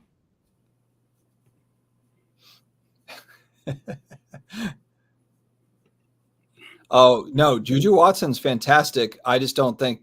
I mean, look, she's great. I just don't think it's going to matter. And she's a freshman, so we'll see. But you're right. Maybe in a couple of years, I'll be wrong. Steve Splenda, women's basketball ratings will plummet when Clark retires and becomes my wife. I can't wait to see you, Steve, in the background of those Sorry, what am I hitting this? What? Oh, I'm only 6 minutes behind. I can't wait to see Steve in the background of those press conferences where she's talking and Steve's in the back like, hey! Not me, Splenda. That's Splenda. Yeah. Sorry, I'm not talking about flipping Steve. I'm talking about Splenda here in the chat. Splenda's going to be at the National. I'm going to get to meet him. Oh, good. You're not missing much. Well, I meet Splenda all the time. Yeah, you guys hang out. So, yeah. All right, cool. We shared Amish buggy rides together. Me, Steve, and where are we staying, Steve? Should we talk about this? Oh, we got an Airbnb in West Cleveland? Yeah, we were like, Rob, where should we stay? And he's like, I don't know. We're like, don't you friggin' live there? He's like, well, I kept sending him Airbnbs, and he was like, no, this is too far east. This is too far east. He's like, Steve and I had like a 3-day text conversation about Hey, look, I swear, this is what happened. This is what happened. All right. So I'm like, all the way back to the beginning of the year, I don't know if I'm going to be able to go to the National, right? We all knew that. Ham was responsible for finding our accommodations. Dustin was supposed to help, I guess. But anyway, it was not my responsibility because I did not even know if I was going to be able to go. So I wouldn't be able to get an Airbnb in my name, right? Yeah. So I'm like, Ham, I'm like, book the accommodations as if I'm going to be there and I'll pay for it. But if I can't be there, I just won't be there, but I'll still pay for it, right? So time goes by. Time keeps on ticking. Isn't that what Steve Miller Band says? But I keep asking every single week, do you guys book anything yet? Right. Do you guys book anything yet? So I'm texting them and I'm like, man, you guys going to book something? Ham's like, oh, I'm looking up some Airbnbs, but and then a week later, he's like, I think we're going to have to go to hotel route. I'm like, well, what happened to the Airbnbs? I don't know. I just don't think there's any. I'm like, are they all sold out? So then I'm they're like, all haunted. They're all haunted. So I'm like, okay, I got cleared to go to the National from work. So I'm like, all right. I'm going to go on Airbnb and look. And boom, it was hard to pick. There were so many, it was hard to pick. So Ham was lying. I was like, why? I was like, if I was still not unsure about my national status, these guys would still not have accommodations. Which, by the way, Michael Ham is the best guy to have at the show, and Steve would agree with me. I mean, he's the absolute best. He's like your best buddy. I wouldn't have survived Atlanta without Michael Ham. But don't mess up his lobster macaroni and cheese. Don't mess up the macaroni and cheese. It's not even the lobster. This guy, literally, we were waiting 45 minutes. They were all like backed up at this restaurant. And I thought that Ham was going to just be like, hey, you know what? No worries. You know, just take it off the bill. Just take it off the bill. Let's pay out and we'll move on. No, Ham was like, I want that lobster macaroni. So we waited another, I don't know, half an hour. I don't even think it was lobster. I think it was just regular. Like maybe or it was no, they brought lobster. It a little bit. Was like, they brought the big. Just eat the friggin' thing that they brought you. Just eat it. Anyway. But yeah, so we do have the Airbnb now, but it's because I found one and texted it to them and said, look, this is the one we need to get, or texted it to Ham. And I feel like if I didn't take the initiative to finally find the place we were going to have, it would still be in limbo. I've since then already booked the hotel for the national giveaway winner.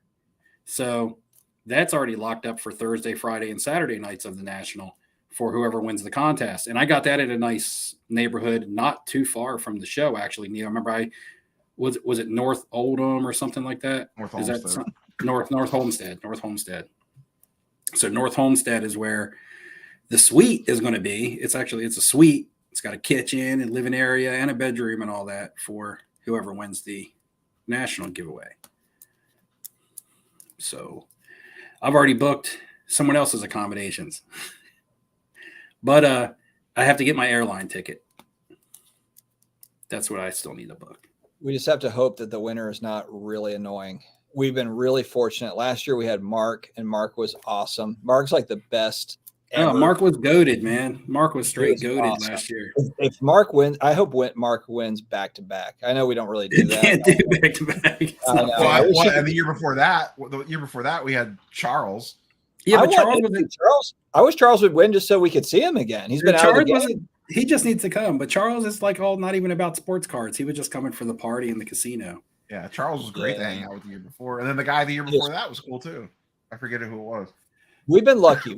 Steve's had good winners. Yeah, Bob Boozle, I hope you love Super 8 Hotel because you're going to win and you're going to have to stay there with your wife.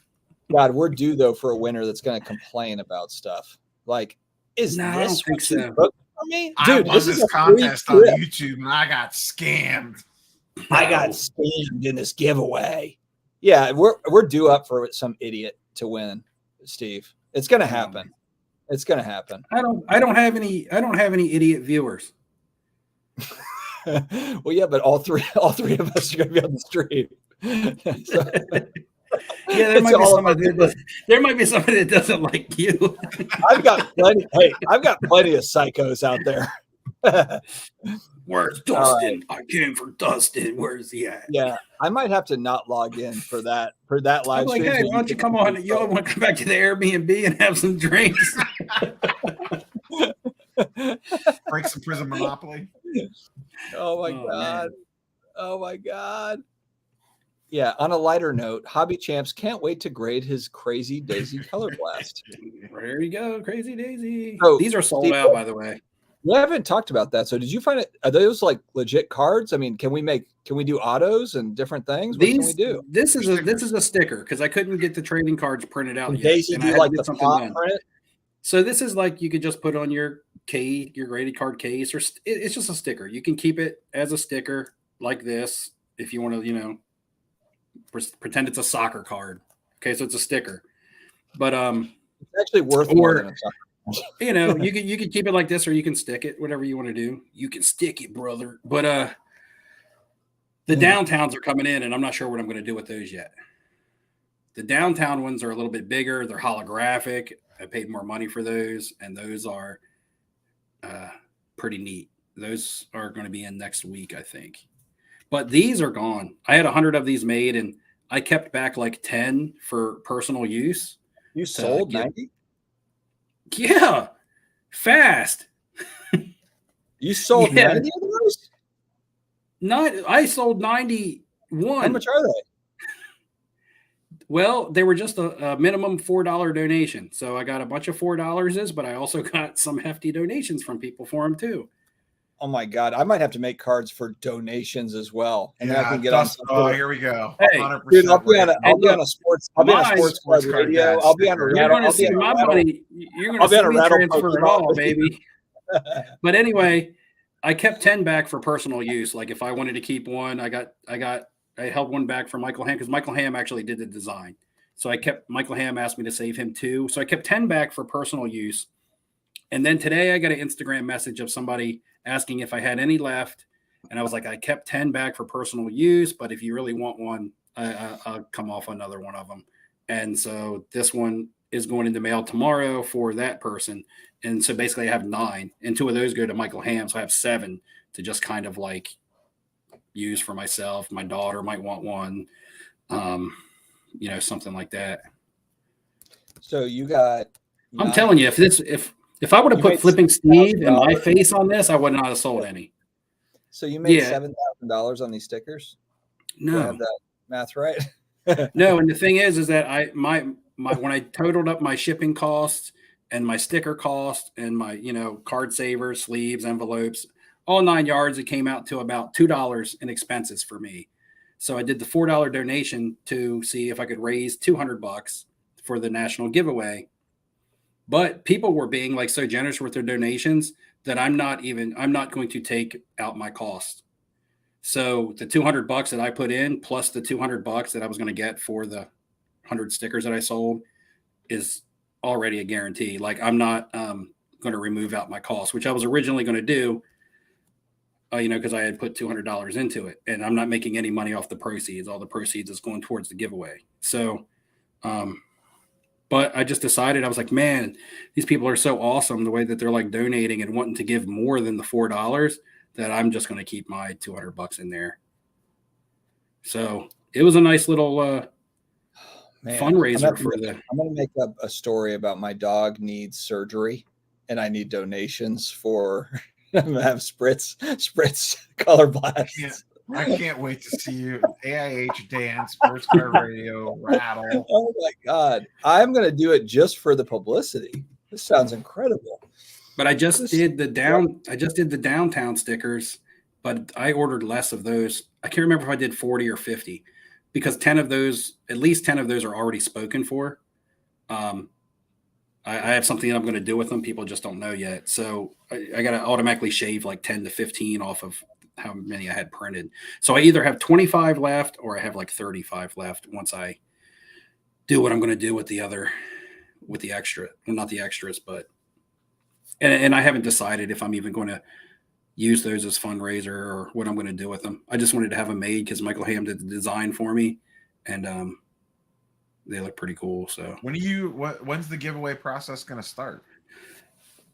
We'll have to have the giveaway done a month before the national. I like to give the winner a month, to plan in case they need to get, to get off work and to figure out transportation. Now, because the money that I raise on the side can either be given to them for transportation costs, like an airline ticket, or it can be, if they get themselves there, they just get the money handed to them to spend. Like ask Mark Sipe, I counted out $500 for him last year on the spot when he got there because he drove. So he drove and didn't need an airline ticket. So when he got there, I was like, here you go, $500 to go buy what you want to buy. Is it going to be awkward if I bring my wife to the Airbnb, guys? Well, I don't know why you're asking him. So I don't care. Yeah, Boozle's talking about the indoor swing. So, yeah, I'm actually excited about this because we're not going to be locked in necessarily to a hotel. We actually can buy groceries and stuff. Like we can we can cook food and stuff like that. Yeah, I'm going to go buy groceries when I get there and fill the fridge up with some stuff. Oh, Seablaz would be a trip. But you're right. That might get old after 5 minutes. 24 hours. 24 hours. In 24 hours, that's a joke. That's why he's got the laughing emoji at the end. Like, that's something that we wouldn't want. John Sports Reckoning, and we should remind everybody, we've got almost 200 people in the chat. We had over 200 people, and we might gain some, we might lose some with this statement. But Diana Ross is Michael Jackson's mom. All right. There you have it. Smokey's the dad, Maury Povich style. You are the father. You are the father. We're going to have repacks. The upside down repacks are going to be at the Airbnb. Come hang out. Yeah. Daisy pulling a hammy or getting a DUI. There's all sorts of risks. So see, there's going to be questions in the trivia for the national giveaway, like we always do, that have already been, some of the content has already been out. So I'm going to be asking some questions from, some of the content that's been out, but the questions are going to be a lot easier this year because last year there was some real stumpers. But I've put out so many videos this year, and I've tried to make stuff. I've tried to be be repetitive in things that I say, as opposed to just saying it in one video and then putting out a video a week later and not even talking about it. So, I say the 302 in the beginning of every video. That might be the answer to a question, and everybody should know it because I've said it in every single video, right? So again, there's been more of a strategy to it this year. I've kind of been planting the seeds and stuff throughout my videos and repeating stuff that people, even if they missed a video, they should have picked it up somewhere else. I think this is a great idea. What do you do with your shipping supplies? I'll be disappointed. Yeah. If one of the questions isn't what you do with your shipping supplies, I'll be disappointed. Did you guys see that Frankenstein slab I got in the mail the other day? Yes, that was hilarious. You didn't see it, did you, Dustin? See, Dustin doesn't even watch my videos. Anyway, somebody sent me a slab. I mean a card. Fast forward to Daisy clips, and then as soon as Daisy's done, I just keep on pressing it forward. So I got a card, and it was in a top loader. And usually you put it between two pieces of cardboard, you make a sandwich and you tape it up. Well, they put it between the front piece was a plastic piece of a BGS slab that they had cracked, and the back piece was a CSG slab that they had cracked.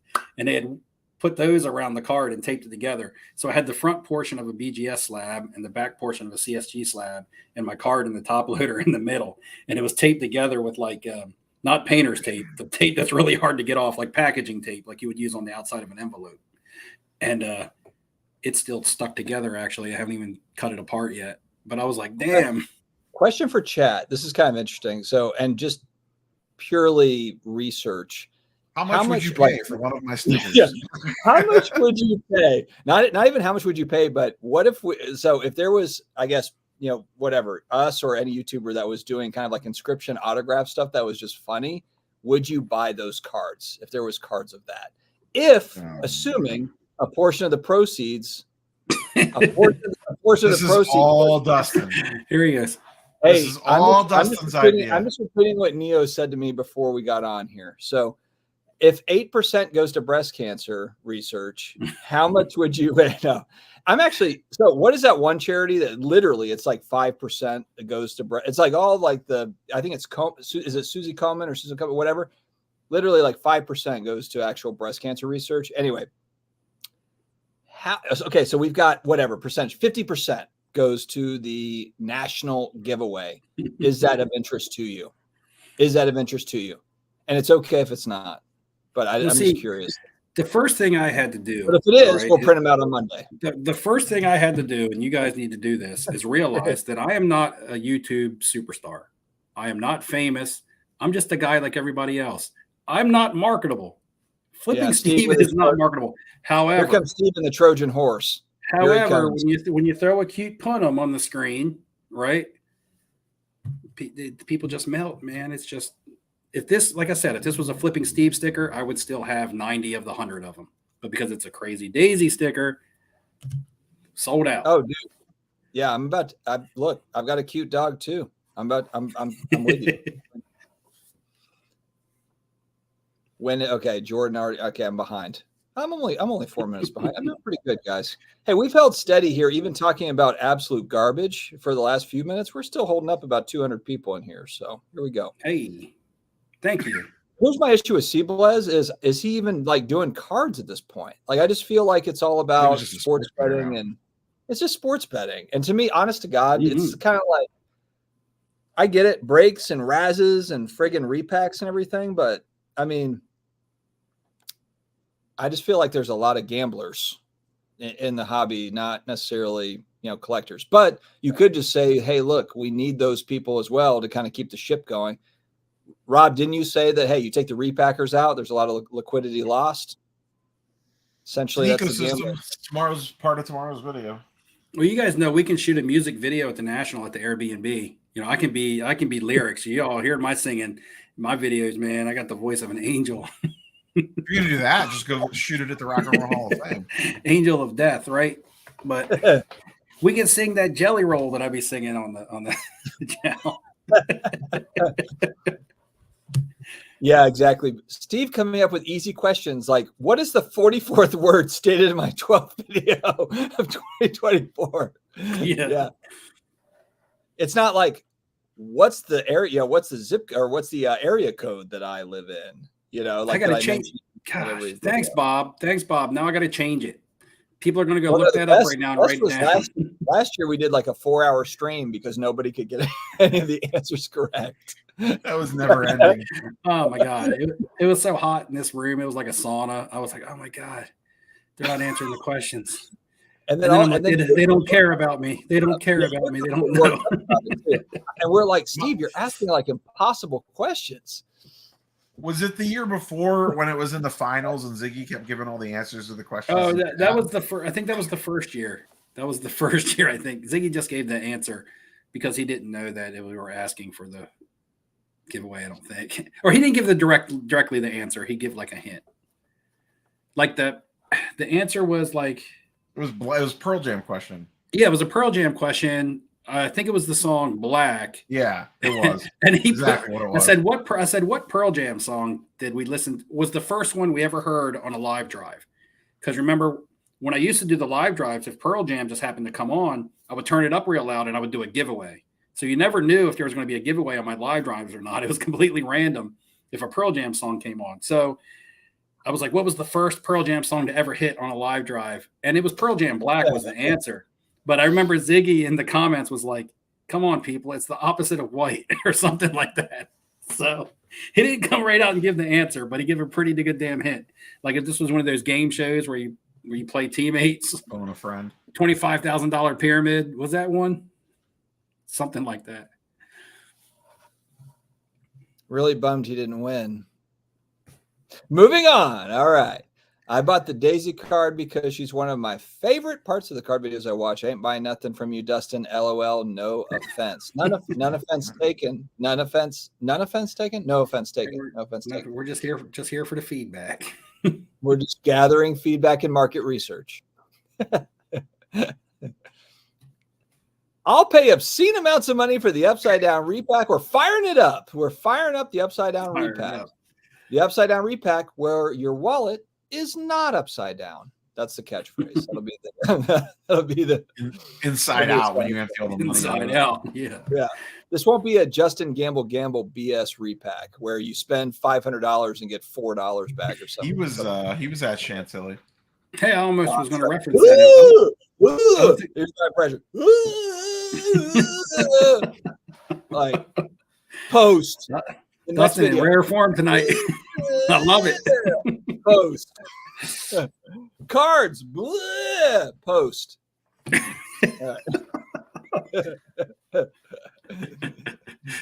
I can't wait to clip that out and post it on an Instagram. Oh, this is great.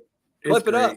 It's just so bad, man. It's just so bad. It's so dumb. Anyway, but you know what though? There's a certain demographic that loves that. Fine. You know what?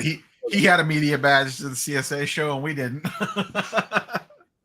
Dude, and that just tells you everything you need to know right there. Because I was talking about my next video. I'm going to be referencing repacks and and I talked earlier about how there are good ones that you can trust, and then there are bad ones that are scams that you can't trust, just like there is in every walk of life. And actually, his is one of the ones that could be referenced as the scam. Yeah, it's yeah. Well, he moved off of it pretty quickly, right? I don't think he still does it. Hopefully. Well, not shortly after that, he came up with a reason to quit doing content and then came back. So it was just kind of like, hey, I'm going to lay low while this blows over.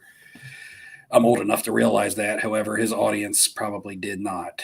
I like when Steve throws shade in videos every once in a while, like the one your Chantilly vlog, whatever, when you're like talking about like $50,000 card deals that they're buying all these YouTubers, but wait, it's not actually even their money that they're spending.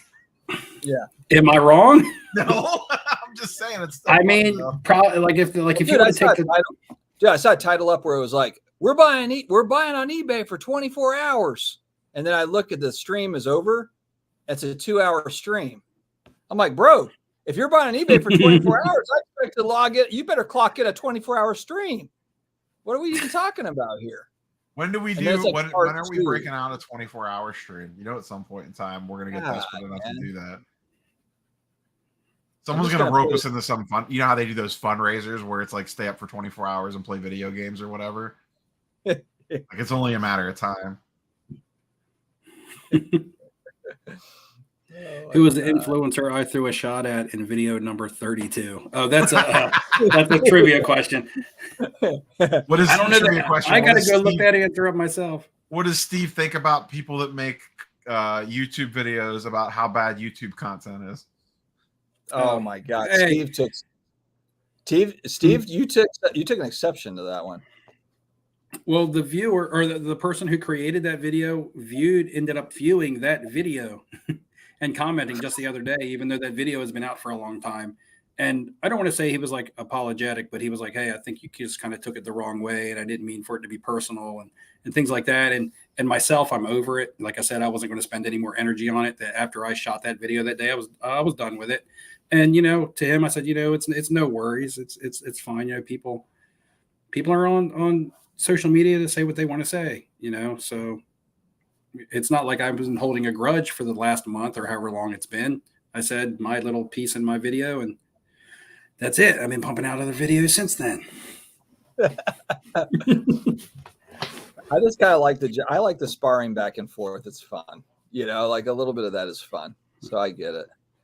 But anytime, but of course, look, if you're trying to grow a channel too, and you're, that's probably a good video to make.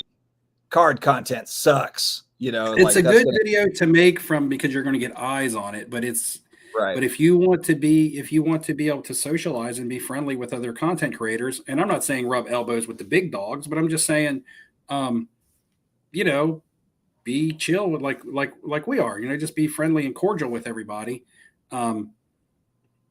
You can help each other out and say, hey, why don't you go check out so-and-so's video? He put out a nice video today. And by word of mouth, I back in the day, and me and Neo, we were social, but we weren't friends yet, I don't think.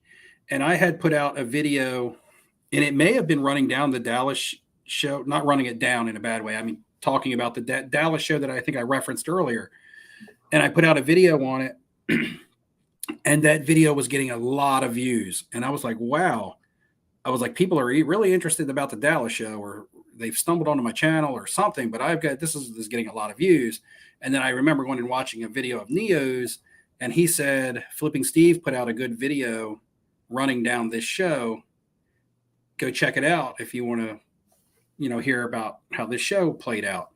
And I attribute all those views, or a lot of those views that I was getting, because Neo mentioned my name and my channel in one of his videos. And this was before, like I said, we spoke a lot and things like that.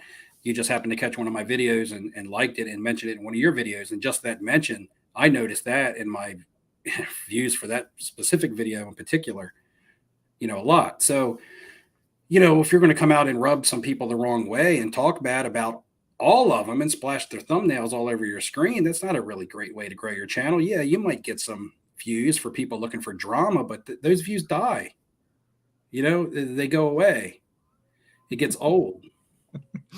I'm sorry. The comment section is fantastic.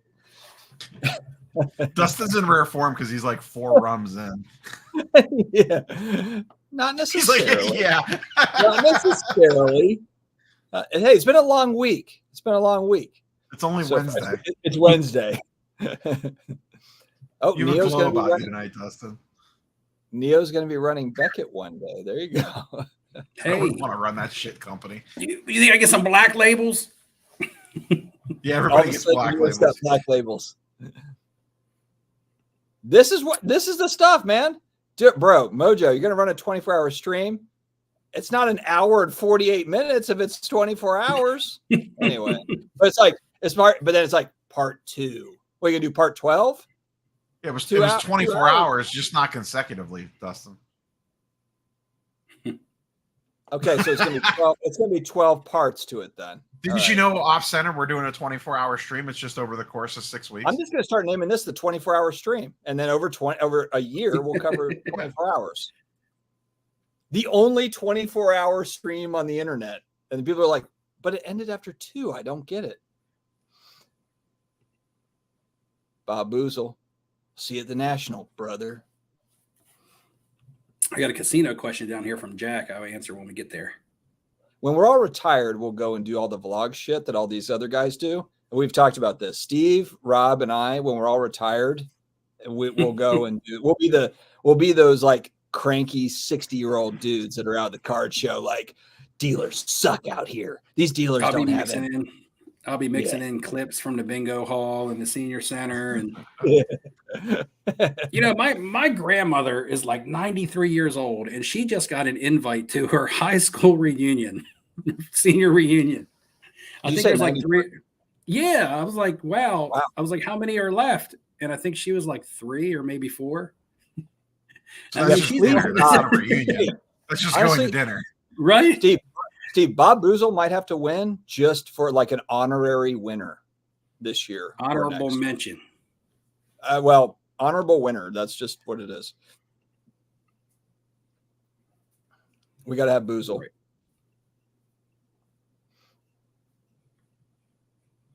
Well, hey, I'll give him credit here. If he said whatnot for 24, this is funny. He was only on for like 12. All right, well, 12 is a long time. I'll give him that. I wouldn't mind 12, but an hour 48 or whatever. I mean, come on. If you take a break every hour, on a 12-hour or on a 24-hour live stream, then it is only 12 hours of live stream. I think the longest I've ever. What's the longest you've ever gone, Dustin? I think mine's like 4 or 5 hours, probably with Dakota. Oh, I think I've only been at like 3, maybe a little. Dakotas have been long. I know Carlos is go long. Dakota's done some like 6-7 hour ones back in the prime peak pandemic. Did he just be up all night partying and What, sports cards and chill, right? And those are kind of the days when you couldn't leave the house. This is kind of like my ode to Dakota shirt. It needs to be purple. Hey, Dakota got a crazy day. Dakota got a crazy daisy sticker. We should have Dakota on. I mean, I don't know if he'll come on because he's a hermit nowadays. But I don't think the internet works in his house anymore. Yeah, he just shut it off. He cut the line. He can only text in his Discord. That's it. It can't support video. You know who I haven't seen in a while on social media, and I even tried to message them, and like their Instagram is in like sleep mode, but I'm not sure if they know it. Is Jay? Now you do Tuesdays. Well, your shout out day, and Jay sit and duck cards or whatever, right? Yeah, I connected with him recently in our fantasy league. Like I just haven't been able to contact him. He's been really busy. Okay, I just wanted to send him a message to ask him if it was okay. And sometimes, I also told him I wanted to tell him I was going to be in Chantilly because I know I've met him in Chantilly before. So I just didn't know. Like sometimes when I don't hear from people that I've connected with, through social media or the hobby or whatever, I start to get worried. Don't forget about Jack's card counting question. Oh, I'm all over it. Well, Dustin skipped it. Oh, okay. Okay, so here's the general. You taken to the back room, Steve? No. I was going to say here's the general policy on any casino, in any state. It's not against the law. It's not illegal to count cards, so it's not considered to be cheating.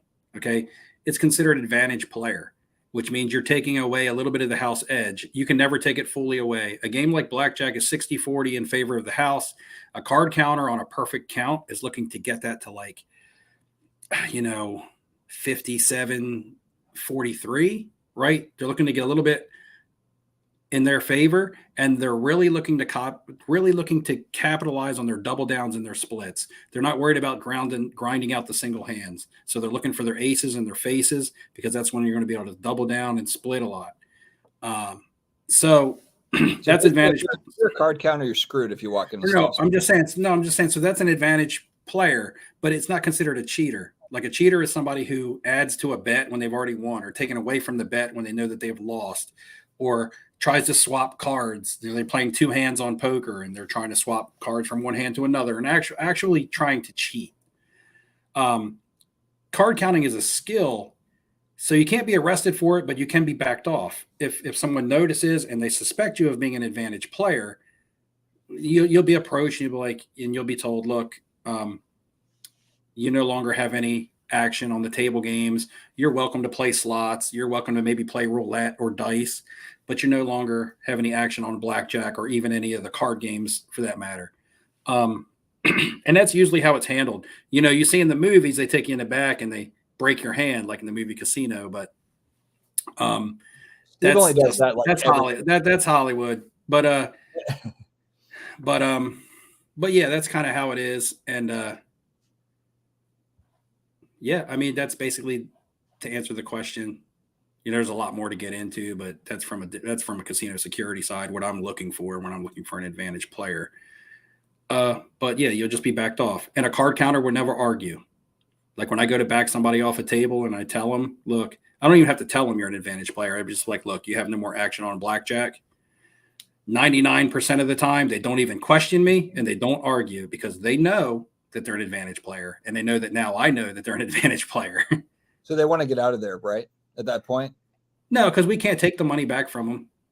Well, but they're probably like, okay, I'll cash out and just move on. Yeah, cash out and move on. They're not going to try to. No. A card counter wants the least amount of attention on themselves as they can possibly get. They don't want to be flagged, right? They don't want to be watched. Yeah. You can't catch a card counter if you're not watching them, unless your dealer is good and your dealer can say, hey, this can get the supervisor's attention and say, hey, this guy is playing a little against the book, or he's fluctuating his bets very strong, or things like that. Let's shift over. You don't want to draw attention to yourself.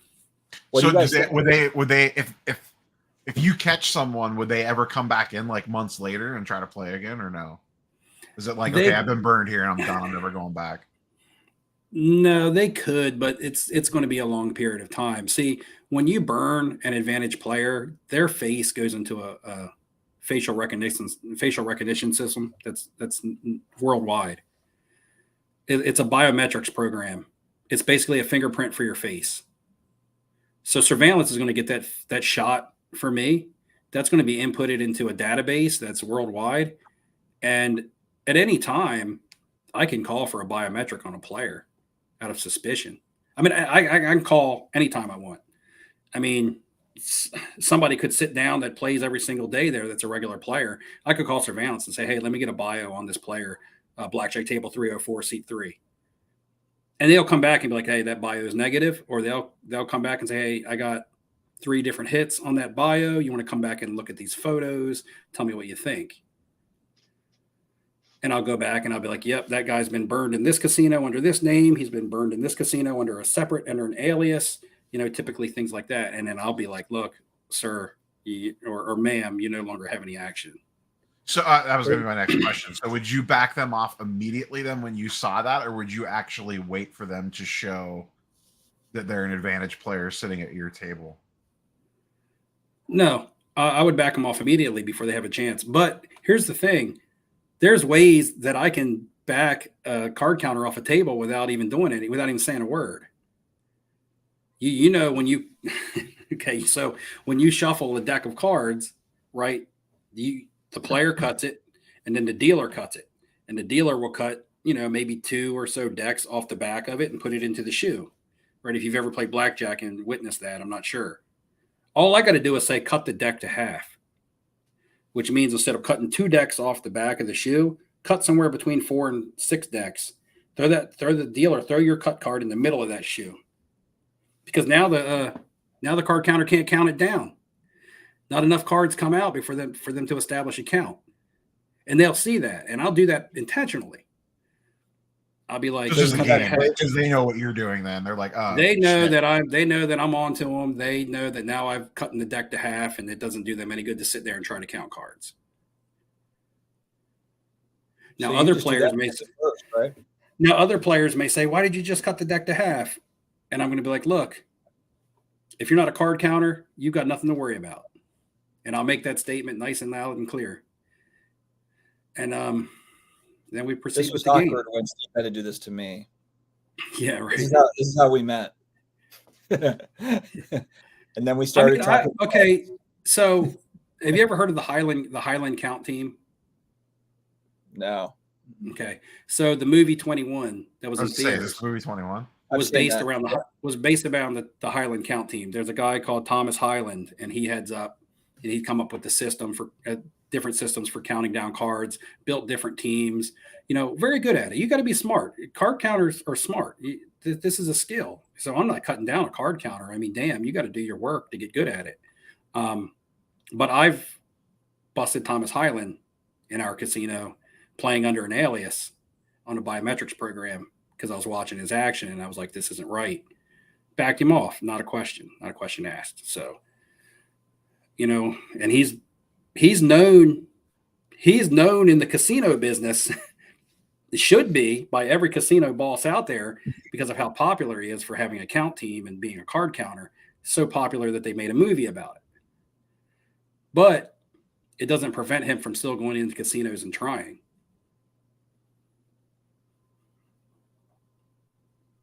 When's the casino channel start, Steve?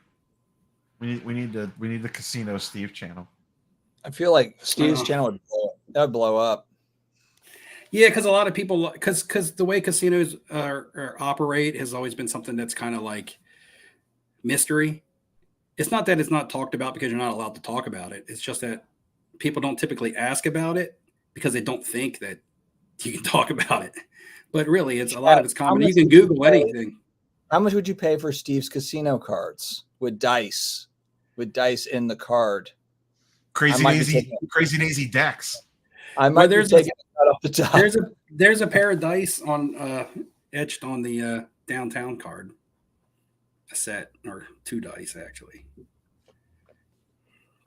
But yeah, I mean, anything can, like I said, anything can be Googled these days. Like I can sit here and tell people how it works and what people do in the casino, but you can also Google it. I mean, he's talking about he is watching a online class or whatever, teaching him how to card count, right?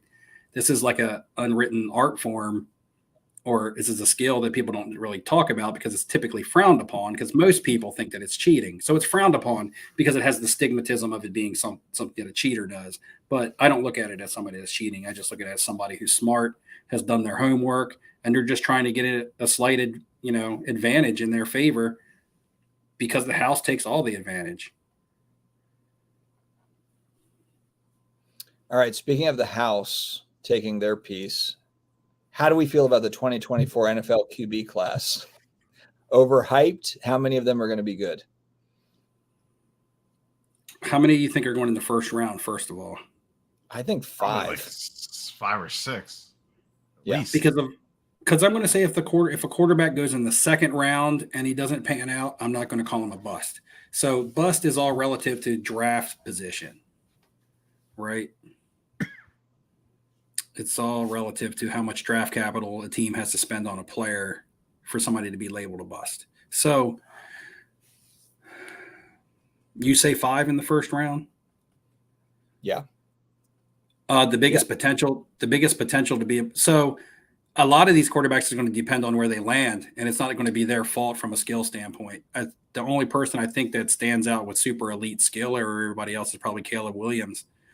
So I think a lot of the other quarterbacks who kind of jumble up there together, and you don't know who's going to go second, who's going to go third, because this team could be looking for this, that, and the other. I think it's going to have a lot to do with where they land. I think a quarterback like J.J. McCarron, is that his name? McCarthy. I'm thinking of McCarron because I was watching the game the other night, and A.J. McCarron was quarterbacking for a team. The league that they're playing right now, that semi-pro league or whatever it is. USFL or something? I don't know. Anyway, he was out there quarterbacking the other night, and I was like, man, he used to back up on the Bengals. But anyway, him, I think if he falls to a team that's not very talented, he's not going to do very well. But I feel like if he ends up going to a team like the Vikings, who have a lot of weapons around him, first round draft pick receiver last year, Jordan Addison. We know they have Justin Jefferson. So it's like he will be put in a situation where he can succeed, although I do think he'll sit behind Sam Darnold to begin with. But and again, whoever falls to the Patriots, I mean, if I'm a quarterback coming out in the prospect, I don't want to go to the Patriots. Yeah, it's going to be tough sledding for some of these guys. It's not just that the team is bad and they have a new head coach and they don't have a lot of offensive talent there. And I think they have a defensive-minded head coach. The other thing is you're forever in the shadow of Tom Brady. So it's like you have high expectations and you don't have nearly the talent around you that you need to be effective. So I think a lot of it's situational on some of these guys that are going, second, third, and fourth quarterback off the board. And then I think the guys that go later, they have less pressure to perform, and more than likely they're going to land on a team where they're going to have a little bit more time because those teams are going to be bad. So they're going to be expected to get a little bit more time. But if you're a team that's wanting to win now, so I think if 5 go in the first round, I think 2 of them will be Pro Bowl caliber quarterbacks. And I think the other 3 will kind of dwindle around. I think the third one could be like a moderate quarterback. And then there would be 2 that are just guys that become backups or are out of the league. Rob, and that's usually the general averages. Rob, what do you think about the QB class? I don't know if I'm buying the Caleb Williams hype train or not. Yeah, I'm kind of similar. I mean, look, he just played like garbage last year. I mean, more often than not, these guys bust out. I listen to Ryan Russillo covers this on his podcast all the time, going over the bust rate of first round quarterbacks, and it's not good. Most of these guys fail for the most part. I mean, 2020 is the last class where I think all of the quarterbacks are still starting and being effective. But 2018 had its flops. 2019 was very quarterback light. It was basically Kyler, Daniel Jones, and I think Gardner Minshew came in there very late. And right now, Gardner Minshew is a better quarterback than Daniel Jones. So could that be to do with situation because the Giants have just been bad, or the Giants just been bad because Daniel Jones has been bad? Yeah, like even like 2021, that class had all the shine on it, and then Trevor Lawrence sucked last year, and Fields is like a backup now. Like, yeah, life comes at you fast. Like even the shines come off Herbert a ton. Fields is only a backup because Chicago ruined his career. Not only did they not put him in a very good – well, they drafted him, and the team offensively, other than him, there was nothing there. They just acquired DJ Moore last year. So they got him a receiver, but they had no offensive line. You know, he was running for his life. He was making plays with his legs. And then when it came time to trade him, they asked for too much. Pittsburgh in the dark. Yeah, I know. But like I said, Pittsburgh would have settled on Justin Fields over Russell Wilson if Chicago's original asking price wasn't so much. But see, Chicago knows that they messed him up. That's why they've already gone out and they got DeAndre Swift. They traded for Keenan Allen, a good veteran receiver. They still have DJ Moore there. So they're like, okay, look, we want to bring in a young prospect quarterback. This time we need to be a little bit more ready instead of just throwing him into the fire, regardless of who they take. I mean, they're prepping to take a quarterback. That's why they're putting all these new pieces around them. But they didn't do anything for Justin Fields. Yeah, no, I agree. Fields didn't really have a whole lot to work with. A lot of it is situation. So much is situation. Well, I mean, look at Miami. Yeah. Did I see that Tua got paid? They give him his 5th-year extension. We didn't give him a long term. Okay. So he was still on like his rookie contract. So he had his 5th-year option basically. And so here's where Miami was sitting. They're sitting at what I think it's a $17 million cap hit if they give him his 5th-year option, or extend him for say 5 years and take a $6 million cap hit this year. They chose to take the $17 million cap hit and give him his 5th-year option because they just don't trust to sign him long term. Yeah. Now the money in the budget made sense. Lock him up long term. We take a $6 million cap hit. We got a lot more money to spend on free agency. But they were like, oh, to hell with that. We would rather just give him $17 million on a 5th-year option and then extend him this year if he proves that he's the quarterback we want to keep. But that's smart. That was a smart move. Yeah. I mean, it was a lot of money to like take a cap hit on, but they thought the cap hit was worth it. So, so that's where they're sitting with Tua. But honestly, take away the pieces that they put around Tua, and he is an average quarterback. Right. With those pieces, he's not even what I would call great. He's pretty good, right? But I'd love to have Tyreek on the Saints, my God. And all of a sudden, Derek Carr would look a lot better if we had Tyreek. Yeah, man. Yeah. All right. Well, Neo fell into the abyss, and we're over 2 hours in. It's 11:07. I don't know what the fuck my camera's doing. You know, I think that's a sign, though. I think we should wrap it. We still have almost 200 people here, so thank you very much, everybody, for joining. But I'm on EST. It's 11:07, and I'm an old man with 4 kids. So you got plays to drop. I've got yeah, exactly. I've got flag football to figure out. We were coming off a loss. It's not been pretty in the house. My son is like, Dad, you gonna put a game plan together, a winning game plan, or what? Like, what are we doing? I told you to print out Tecmo Bowl. that might be it. That might be it. 4 plays. That's not too overwhelming. 2 passing plays, 2 rushing plays. Good to go. Yeah, it's a lot, dude. Trust me, it sounds easy, but when you're out there and you're in the moment and you're calling and you kind of have like shot clock call plays, like you have to make decisions on the fly. Well, but we'll pretend you're playing Tecmo Bowl.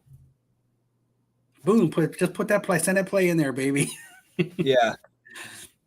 I don't have a Bo Jackson necessarily, but we have some good players. All right. But here's the problem with it is that we have to give the ball to Bo Jackson, but everybody else too, and then win. That's the real challenge. What you do, you don't have to. You're the coach. You can do whatever you want. You build a big lead, and then you just let everybody else get some action. That's fair. That's fair. All right, maybe we'll do that. We're going West Coast offense. That's right.